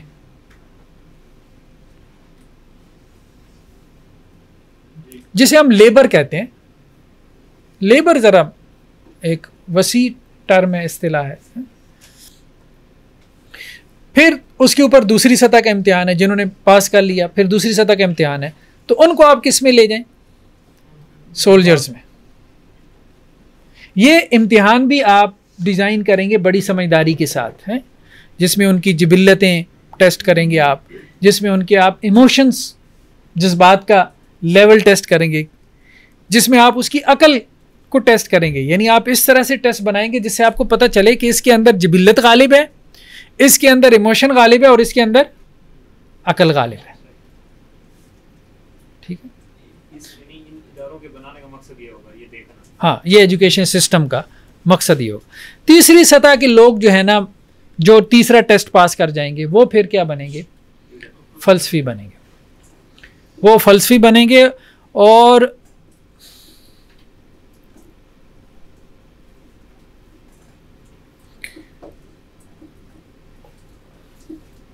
वो ये कहते हैं कि ये होगा 40 साल की उम्र में। ये कब होगा? 40 साल की उम्र में। अब 40 साल की उम्र में आपने मिसाल के तौर पे टेस्ट लिया, ठीक है, कुछ लोगों ने, 40 साल की उम्र पुख्ता उम्र है ना एक, अब पता नहीं ये अदद भी उसने कहाँ से ले लिया, ये अदद भी हमारे यहाँ कुरान ने इसकी तरफ इशारा किया, ठीक है। अब वो कहता है कि 40 साल की उम्र में उसने तीनों टेस्ट पास कर लिए, आपने उसको फ़लसफ़ी के लिए चुन लिया, 10 साल आप उसको फ़लसफ़ा पढ़ाएंगे मज़ीद, यानी पहले ही उसका शऊर गालिब है। हाँ, अब आप उसको 10 साल मज़ीद फ़लसफ़ा पढ़ाएंगे ताकि उसका शऊर और गालिब आ जाए।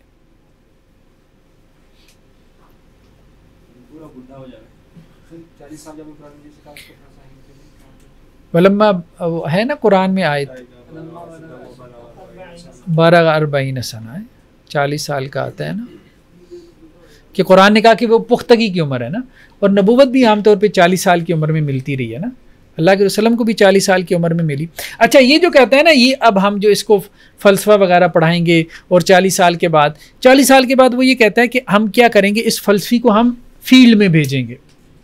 क्या करेंगे? फील्ड में भेजेंगे, और इसको हम पहले तो मज़दूरों में भेजेंगे और कहेंगे भाई ये हजूम है, इस हजूम को ज़रा काबू करके दिखाओ, तलवार से नहीं, ज़हानत से, और हम उसे मुश्किल से मुश्किल हजूम देंगे जिसको उसने काबू करना है। फिर हम उसको सोल्जर्स में भेजेंगे जिनके ऊपर जज्बात गालिब हैं, उनके जज्बात फट रहे हैं, और इसे जाके कहेंगे कि इनको जाके कंट्रोल करो, और अपने दिमाग से, तलवार नहीं, दिमाग से। तो जब फील्ड में उतार के हम उससे मजदूर भी कंट्रोल करवा लेंगे, वर्कर्स भी, और हम उससे जो है वो जज्बाती और सोल्जर्स भी कंट्रोल करवा लेंगे, और 10 साल तक हम उससे ये काम करवाएंगे, तो अब कितने साल का हो गया? नहीं, 50 साल का हो गया। ये 40 के बाद ही ये काम करेगा ना। हाँ, उसी के अंदर, हाँ, वो फ़लसफ़े की तालीम के अंदर ये इसका प्रैक्टिकल भी शामिल है ना। देखिए ना, यूनिवर्सिटियों में सिर्फ तालीम नहीं ना होती, प्रैक्टिकल ही होता है। ये तो आप लोग सिर्फ मदारिस में तालीम हासिल करते हैं, कोई आपकी लैब है ही कोई नहीं। वहाँ कहते हैं यूनिवर्सिटी में लैब के क्रेडिट आवर्स अलग से होते हैं। ऐसा ही है ना, जिन्होंने यूनिवर्सिटियों में ग्रेजुएशन की है उनको पता है। खैर, बहरहाल, तो वो ये कहता है कि अब जो फील्ड से कामयाब हो के आ गया, तो इसको हम कहेंगे ये फ़लसफ़ी है। बाकियों ने फ़लसफ़ा पढ़ा है, वो जेन्युइन फ़लसफ़ी नहीं है। 50 साल में जाके फील्ड में हर जगह पे कामयाब हो के आ गया, हर सतह के लोगों को कंट्रोल करके उसने दिखा दिया कि मैं ज़हीन आदमी हूँ। और वो ये कहता है कि कैसे कंट्रोल करेगा? वो बेसिकली उनके ऊपर अपनी ज़हानत का रोब डालेगा और उनके दिलों में ये बात बिठाएगा कि भाई मैं तुमसे ज़्यादा ज़हीन हूँ, इसलिए तुम्हें मेरी पैरवी करनी चाहिए। और जब वो ये बात अपने दिल से समझेंगे तो इसका मतलब है कि ये जेन्युइन फ़लसफ़ी है। अपने उस्ताद के खिलाफ नहीं जा रहा। किस तो कहा था कि बंदा अपने आप को जो ज़हीन समझता है, हकीकत वही नहीं, वो आलिम की बात थी। हाँ, वो आलिम की बात थी। तो गोया इसके नज़दीक जेन्युइन फ़लसफ़ी वो है जो हर सतह के लोगों को, अच्छा, बाज़ फ़लसफ़ी ऐसे होते हैं ना, वो होंगे बड़े फ़लसफ़ी होंगे लेकिन किसी को बात समझा नहीं सकते। अब बात समझ रहे हैं ना? बात समझा नहीं सकते। वो कहता ये जेन्युइन फ़लसफ़ी नहीं है जो लोगों को बात ना समझा सके। बात ही नहीं समझा सक रहा तो वो कैसे उन पे रूल करेगा, कैसे उनको अपने पीछे लगाएगा। तो उसका दिमाग भले बड़ा हो, बहुत बड़ा हो उसका दिमाग, लेकिन हर छोटे दिमाग वाले आदमी के ज़हन के मुताबिक इस तरह से गुफ्तगू करे कि उस छोटे को ये एहसास भी ना हो कि मुझे बात समझ नहीं आ रही, और उसको ये भी एहसास हो कि यार इसका बहुत बड़ा दिमाग है। ये वो कहता है।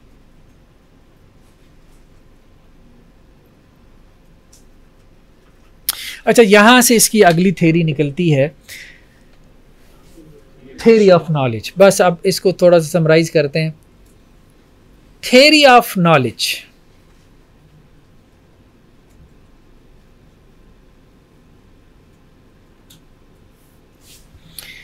वो कहता है देखें बात ये है, अभी तक जो हमने डिस्कस किया है ना, तो हमने कहा जी हकीकतें असल में 3 तरह की हैं, हकीकत एक है ही नहीं। एक मसला ये भी फ़लसफ़े ने बनाया हुआ था कि हकीकत एक है, रियलिटी एक है, तो उस एक को तलाश करो कि रियलिटी क्या है, हकीकत क्या है।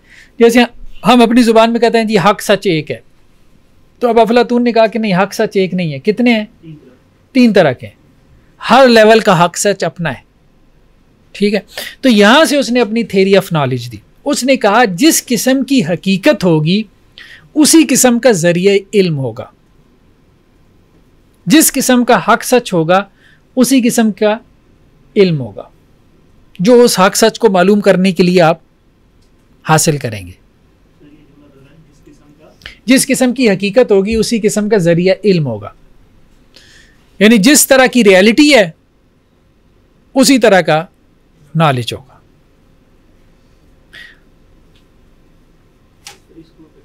हाँ, इसको आप एक्सप्लेन कर। वो कह रहे देखें, एक तो उसने सतह बनाई जिबिल्ली सतह, ठीक है। उसने कहा जी मिसाल के तौर पे एक स्लेव है, गुलाम है, ये जिबिल्लत की सतह पे सोच रहा है, ये कभी दिमागी सतह पे जाके सोच ही नहीं सकता बेचारा। एक मजदूर जो है उसके जहन में फ़लसफ़ा आ सकता है? रेडी लगाने वाले के जहन में आ सकता है? नहीं आ सकता ना, ठीक। वो जिबिल्लत की सतह पे सोचेगा, उसे ये बात समझ में आएगी भाई सैलाब आ गया, ठीक है, नुकसान बड़ा हो गया। ये सारी कौन सी सतह है?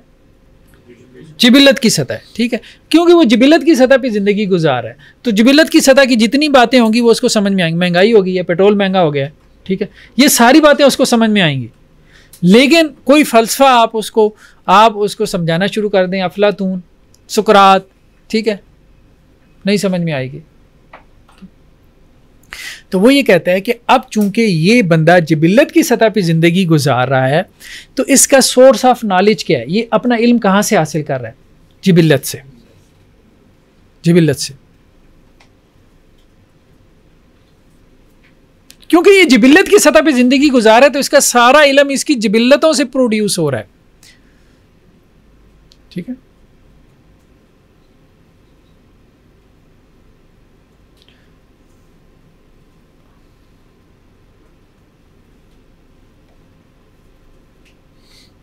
यानी इसके नज़दीक कुल नॉलेज कौन सा है? जो जिबिल्लत से मुताल्लिक है। अब बात समझ रहे हैं? यार कुत्ते को हर वक्त कंसर्न किससे है? उसके दिमाग पे हड्डी सवार है, हड्डी के अलावा कोई और बात करेंगे उसको समझ आएगी, ठीक है। तो जिसके ऊपर तो ख्वाहिश सवार है, तो उसे ख्वाहिश के अलावा कोई लेक्चर देंगे कोई समझ आएगी? उससे ऊपर की बात, क्योंकि वो ज़िंदगी ही जिबिल्लत की सतह पे, ख्वाहिशात की सतह पे गुजार रहा है। तो उसकी जितना भी सोर्स ऑफ नॉलेज है वो सारा क्या है? ख्वाहिशात है। अब मिसाल के तौर पे अब मॉडर्न लाइफ में ज़रा इसको ना अप्लाई किया करें, ये जो हम चीज़ें पढ़ रहे हैं ना इसको अप्लाई किया करें, फिर चीज़ें खुलती हैं, उनकी अफादियत मालूम होती है। हमारे यहाँ अक्सर सोसाइटी अफलातून के फ़लसफ़े के मुताबिक आप देखेंगे जिबिल्लत की सतह पे ज़िंदगी गुजारी है। मिसाल के तौर पे एक बड़ी जिबिल्लत क्या है? बस खुश होना चाहिए, मुझे क्या है? खुशी चाहिए, ठीक है। उस खुशी के लिए जो है, अब सोशल मीडिया पे देखें छोटे छोटे क्लिप्स वायरल हो रहे हैं। वो आजकल वो रील्स का एक चल पड़ा है, 15-20 सेकंड का है। उस सब कुछ के पीछे क्या है? हर दूसरा बंदा भांड मिरासी बना हुआ है, ठीक है। खुशी तो खैर जिबिल्लत की सतह है कि इंसान अपने आप को खुश देखना चाहता है, ठीक है। किसी हद तक उसमें जज्बात का पहलू भी आ जाता है।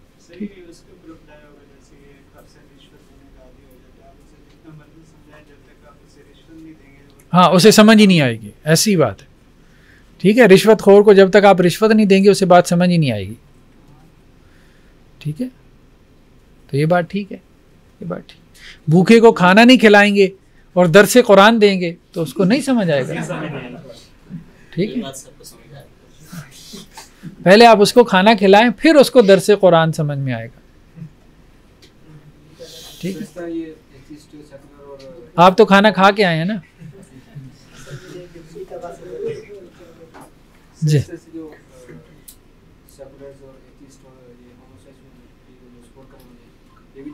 हाँ जिबिल्ली, बिल्कुल ऐसे जिबिल्लत की सतह पे। दूसरा उसने कहा सिपाही है। सिपाही का जो सोर्स ऑफ नॉलेज है वो क्या है? सिपाही का जो सोर्स ऑफ नॉलेज है वो हवा से खमसा है या जज्बात हैं, हवा से खमसा है।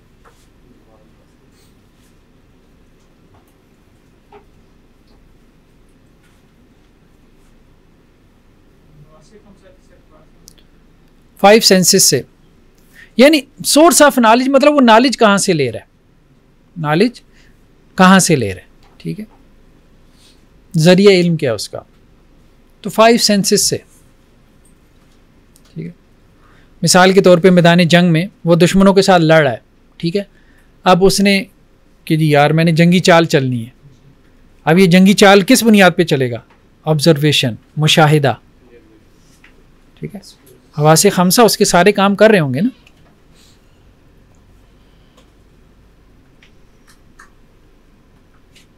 फिर उसकी बुनियाद पे उसकी ओपिनियन बदलेगी, ठीक। तीसरा क्या है? फलसफी है।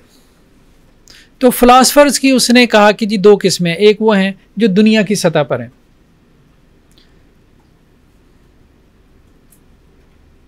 तो फलसफे में असल में जो जरिया इल्म होता है वो अकल होती है। यानी वो कह रहा है कि ये आला जरिया इल्म है।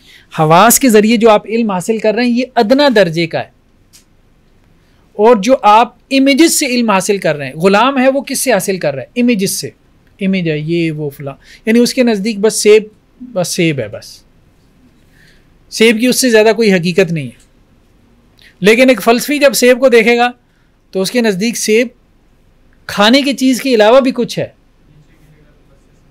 ठीक है। हाँ, मतलब नीचे गिरेगा तो उससे ग्रेविटी मालूम होगी, उससे पता है इसके अंदर बीज है, इस बीज से एक पूरी फसल उगाई जा सकती है, ठीक है। वो और तरह से सोचेगा, वो ये भी सोचेगा कि अच्छा सेब का मकसद क्या है, और सेब में सबसे अहम चीज़ क्या है? कहेगा इसका बीज सबसे अहम है।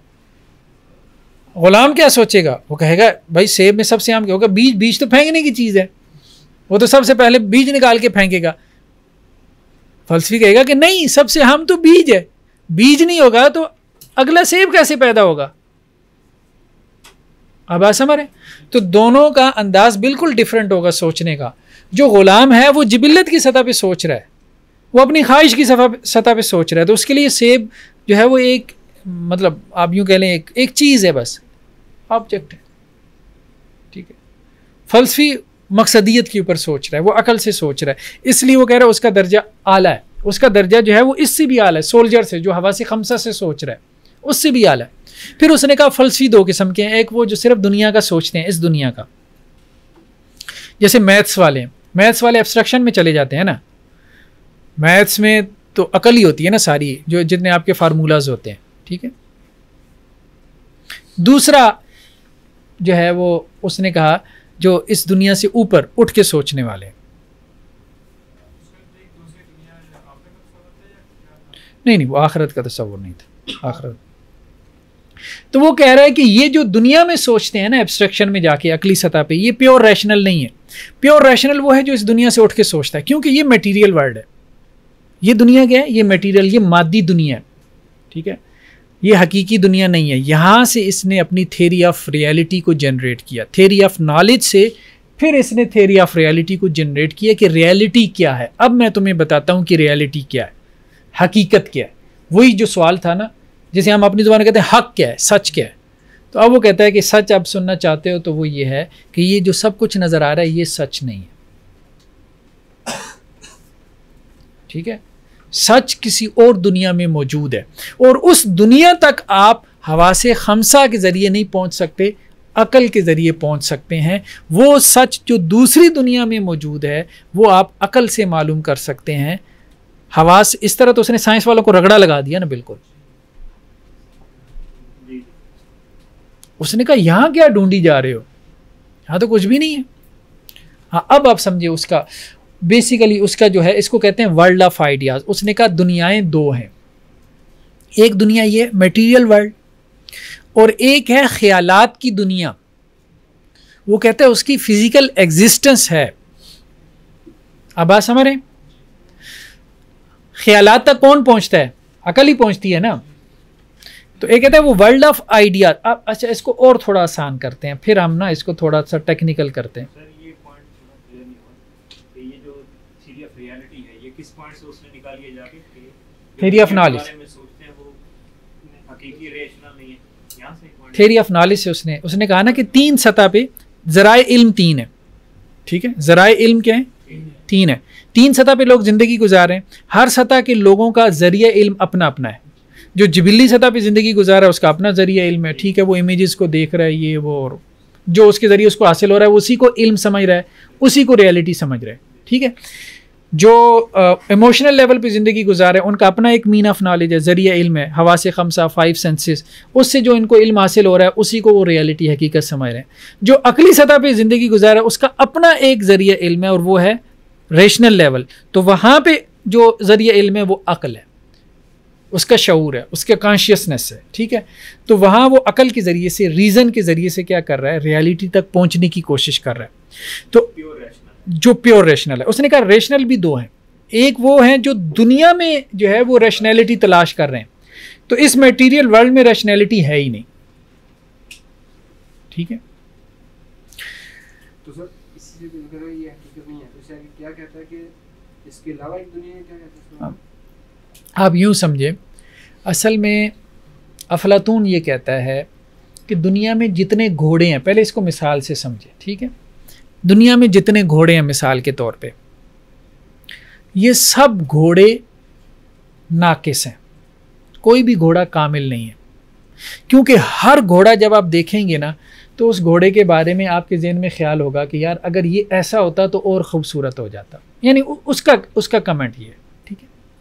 अभी हम मजहबी बात नहीं कर रहे, हम उसकी बात कर रहे। तो वो कह रहा है ये हर चीज़ में इंसान नक्स तलाश कर लेता है, ठीक है।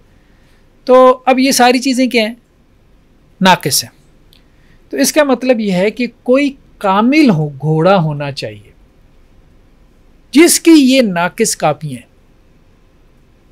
तो वो कहता है कि वो जो कामिल घोड़ा है वो किसी और दुनिया में है, जिस दुनिया को वो कहता है वर्ल्ड ऑफ आइडियाज।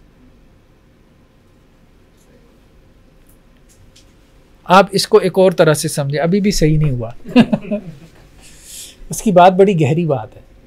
सारा फोकस अकल पर किया है। एक जुमला मैं बोलता हूँ, तखय्युल जो है ना, तखय्युल समझते हैं आप? इमेजिनेशन, आप इमेजिन।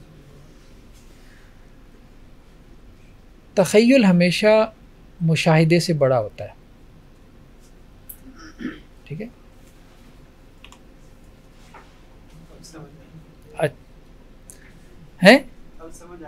समझ आ गई।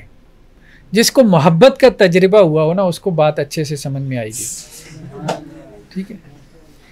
एक है महबूब का ख्याल और एक है महबूब को आपने देख लिया। तो ख्याल महबूब का हमेशा उस महबूब से बड़ा होगा जिसको आपने देखा। अब बात समझ रहे हैं कि नहीं समझ रहे? यार इसको एक और तरह से समझाता हूँ। आपने देखा होगा कि लोग नॉर्दर्न एरियाज में जाते हैं, ठीक है।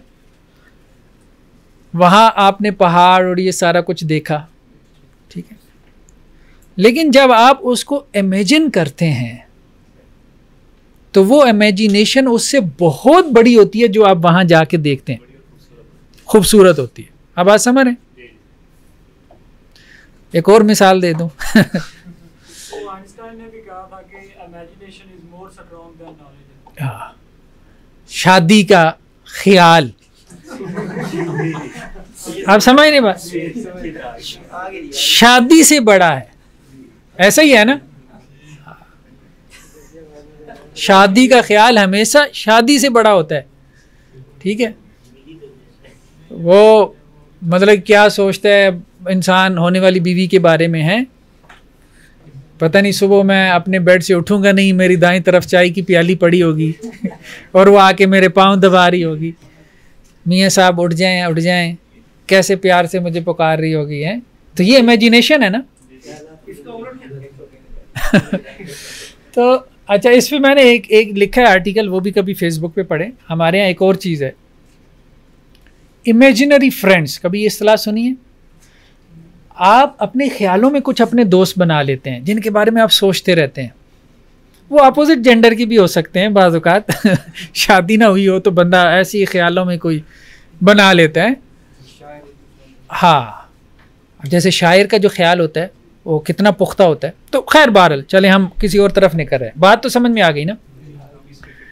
तो वो ये कह रहा है कि वर्ल्ड ऑफ आइडियाज़ जो है, ख्याल जो है, वो हमेशा कंप्लीट होता है। ख्याल पे तो कोई बाउंड्री नहीं है ना, कोई हदूद नहीं है ख्याल की। तो आप ख्याल को जैसा मर्जी बना लें, ऐसा ही है ना। जितना मर्जी उसको कामिल कर लें, जितना मर्जी उसको बढ़ा लें, बात समझ रहे हैं? ठीक है। कुछ नौजवानों की खैर इस्लाह के लिए एक जुमला बोल रहा हूँ। कोई नौजवान मुझे कांटेक्ट करते हैं, कुछ ज़्यादा परेशान होते हैं अपने जिनसी मसाइल से, तो मैं एक जुमला कहता हूँ, वो इससे ज़रा लिंक कर रहा है कि सेक्स जब दिमाग पे सवार हो जाए ना, ये इंसान की एक जिबिल्लत है, एक ज़रूरत है। जब तक ये बायोलॉजिकल नीड है कोई मसला नहीं है, मसला तो है लेकिन बड़ा मसला नहीं है। जब ये यहाँ पे आ जाए ना, तो यहाँ कोई बाउंड्री नहीं है भाई, यहाँ कोई बाउंड्री नहीं है। भूख जब यहाँ घुस जाएगी ना, ये कभी भी नहीं भरेगा, कभी भी नहीं भरेगा। तो जिबिल्लत जब यहाँ घुस जाती है ना, तो इमेजिनेशन की कोई बाउंड्री नहीं है, वो बाउंडलेस है। फिर आप कभी मुतमईन नहीं हो पाते। तो खैर, तो अच्छा, अफलातून क्या कह रहा है? अफलातून क्या कह रहा है? अफलातून की बात समझिए। वो ये कह रहा है कि वर्ल्ड ऑफ आइडियाज में जाके कोई चीज कंप्लीट होती है, ठीक है। इसका कहने का मकसद ये है कि एक ख्याली घोड़ा है। एक घोड़ा क्या है? ख्याली, जो वर्ल्ड ऑफ आइडियाज में है। ये सब उसकी कापीज हैं। जैसे आपका असल सर्टिफिकेट होता है, ओरिजिनल सर्टिफिकेट, उसकी फोटो कापी होती है, ठीक है। तो ओरिजिनल सर्टिफिकेट की फोटो कापी तो फोटो कापी है ना, ओरिजिनल तो नहीं है। लेकिन वो कापी भी बहरहाल चूंकि असल की होती है तो चल जाती है। आप ये कहते हैं कि सर्टिफाइड कापी है, अटेस्टेड कापी है, लेकिन बहरहाल ओरिजिनल नहीं है। यही वो कहता है कि ओरिजिनल चीज, जो रियल थिंग है, वो कहाँ पे है? वो ख्याल में, तखय्युल में, वर्ल्ड ऑफ आइडियाज में। ख्याली जो घोड़ा है असल में वो है। जैसे वो यूं कहता है, आप यूं समझे, बल्कि वो कहता है कि नहीं कहता, भट्टे पे आपने देखा होगा मजदूर ईंटें बना रहा होता है, उसके पास एक सांचा है ईंटें बनाने का, उसमें वो 1000 दफ़ा मट्टी डालेगा तो हर मट्टी उसमें क्या हो जाएगी? ढल जाएगी। तो ये सांचा क्या है? ये असल है। तो वो कहता है कि असल में जो तखय्युल है वो असल में वो सांचा है, जिस सांचे के अंदर ढल के हम फोटो कापियाँ यहाँ पे जाहिर हुई हैं। हम सब फोटो कापीज़ हैं। एक इंसान कामिल है, वो इंसान कामिल तखय्युल में है, बाहर कोई कामिल नहीं है, बाहर सारे नाकिस हैं, ठीक है। वो सिर्फ तखय्युल में है, तो वो वर्ल्ड ऑफ आइडियाज़ में है, रियलिटी वहाँ पे है। उस इंसान कामिल तक कौन पहुँचेगा? फलसफी। किस जरिए से पहुंचेगा? अकल के जरिए से। वो ये तय करेगा ये इंसान कामिल होता है अपनी इमेजिनेशन, अपने तखय्युल के जरिए से। फिर ये जो कापियां हैं इनको उसके मुताबिक होना चाहिए, जितना हो जाए, लेकिन रहेंगी ये फोटो कापी।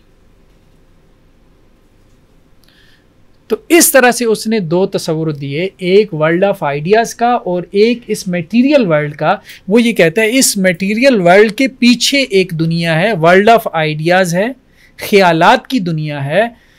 चीज़ें असल में रियल जो है ना वो वहाँ पर मौजूद है, यहाँ पे सब नाकिस है। अच्छा, अफलातून की एक और बात आपको जी, ये जो उन्होंने कहा कि इस तक जो है ना फलसफी पहुंचेगा, इसका क्या मतलब है, किस तरह वो? उसकी वजह यह है ना कि वो चूंकि वर्ल्ड ऑफ आइडियाज़ है ना चीज़, पहले उसने ये आर्गूमेंट डेवलप किया, एस्टेब्लिश किया कि हकीकत रियलिटी कहाँ पर है? आइडिया में है, तखय्युल में है। क्यों? क्योंकि तखय्युल को आप जिस तरह मर्जी चाहें कंप्लीट कर सकते हो। यार तखय्युल में दुनिया बना सकते हैं ना, जैसी मर्जी बनाएं। तखय्युल में जैसा मर्जी घर बनाएं, बना सकते हैं ना। बाहर जब बनाने लगेंगे तो बहुत से बाउंड्रीज हैं, कोई कमियां कोताहियां रह जाएंगी। तखय्युल में वो सारी दूर कर सकते हैं ना, आसानी के लिए यूं कह सकता हूं, ठीक है। तो अब तखय्युल तक अकल ही पहुंचेगी, ठीक है। और अकल की सतह पे जिंदगी कौन गुजार रहा है? फलसफी गुजार रहा है। बाकी सब तो जिबिल्लत की सतह पे लड़ रहे हैं, ठीक।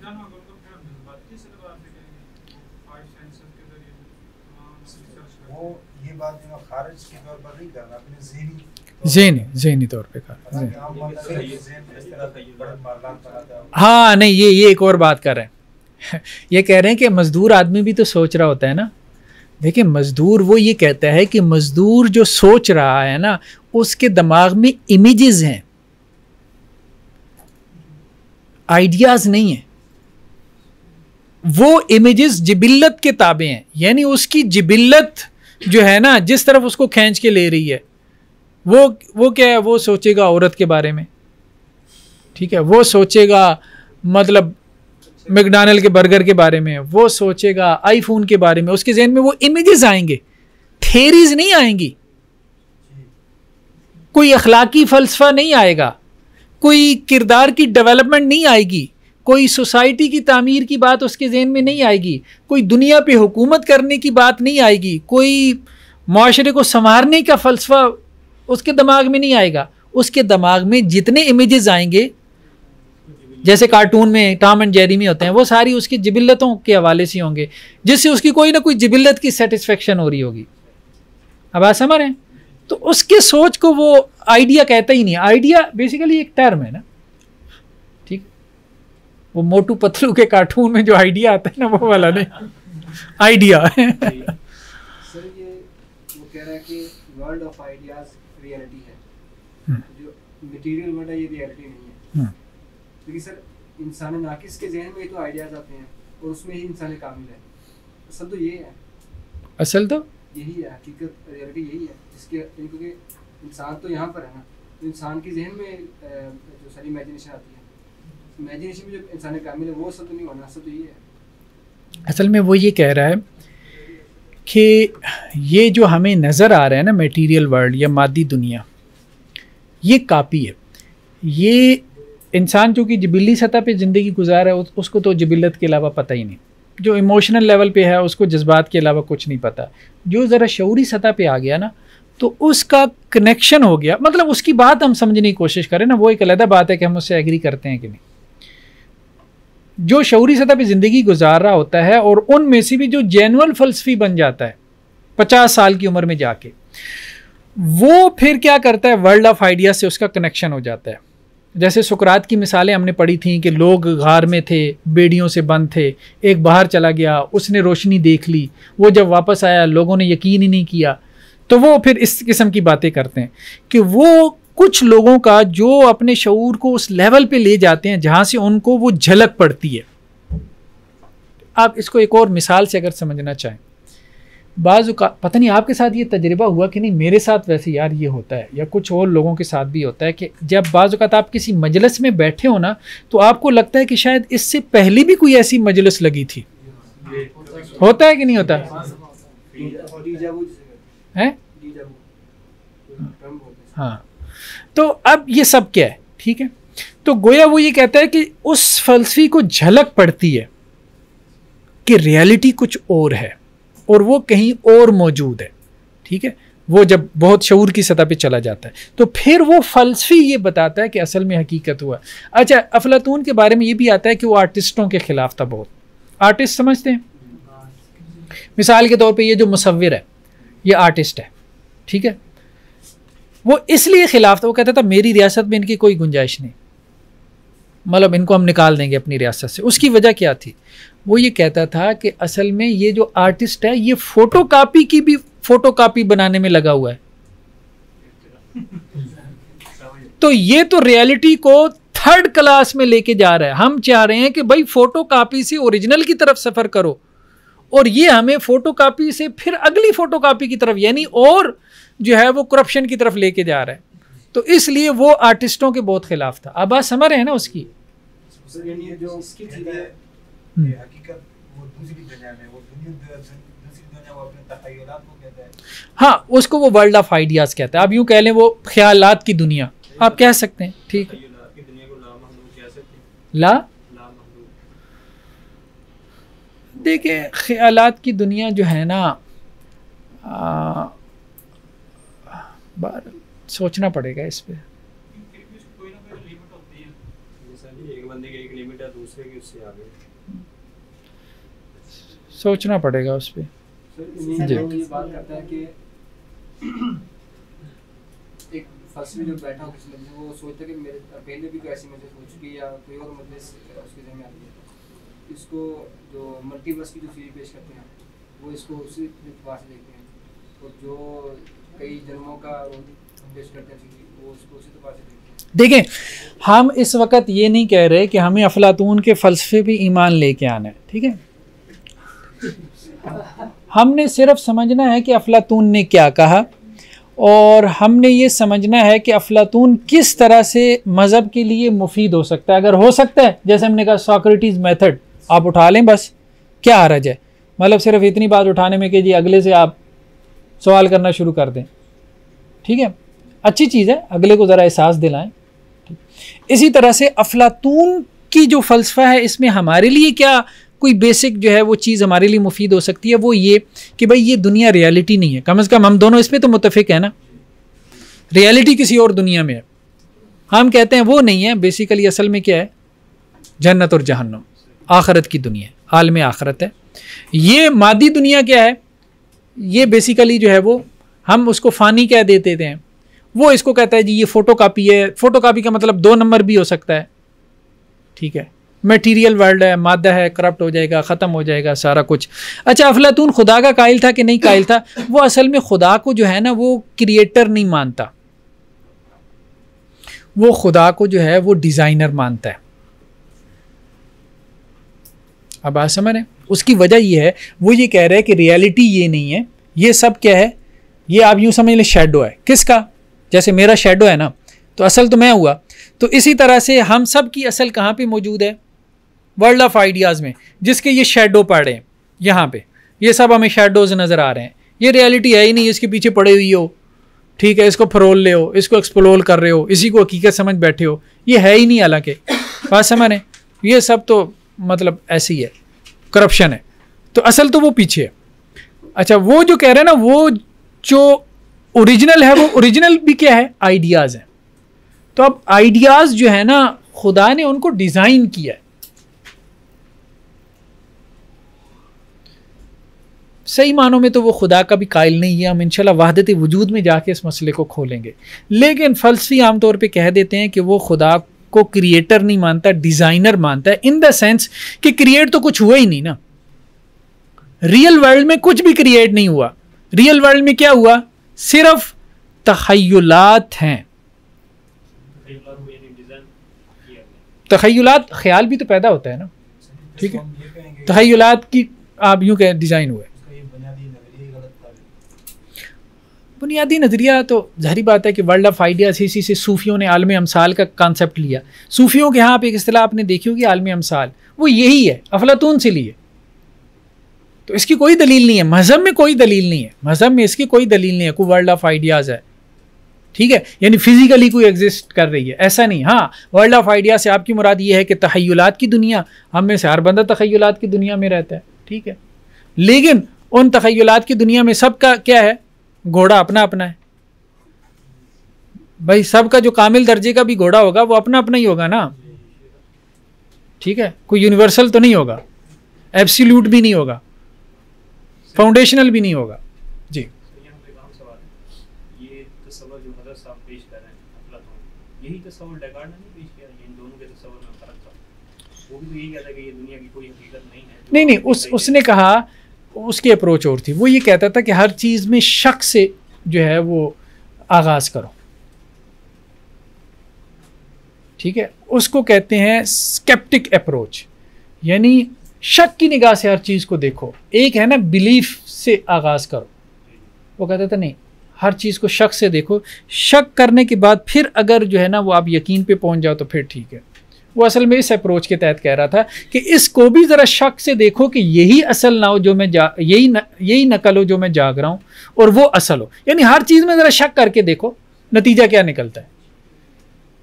मुअतज़िला ने भी ये अप्रोच निकाली थी, इसी को फॉलो किया था कि हर चीज़ को शक सी निगाह से देखो, यानी हर चीज़ पे आप यूँ कह ले क्वेश्चन खड़ा कर दो, खुदा है कि नहीं है। नहीं, बिलीव तो यह है ना कि खुदा है, ठीक है। शक की अप्रोच क्या है, यार खुदा नहीं है, चलो अब लेके चलो, अब साबित करो, आखिरत नहीं है, अब साबित। ये शक की जो है ना अप्रोच होती है। चलें, बहरहाल आज काफ़ी लंबी बात हो गई, आज के लिए इतना काफ़ी है इंशाअल्लाह से। सुब्हानकल्लाहुम्मा व बिहम्दिका नशहदु अल्ला इलाहा इल्ला अंता नस्तगफिरुका व नतूबु इलैक। जिंदगी शऊर से, अल हिक्मा इंटरनेशनल।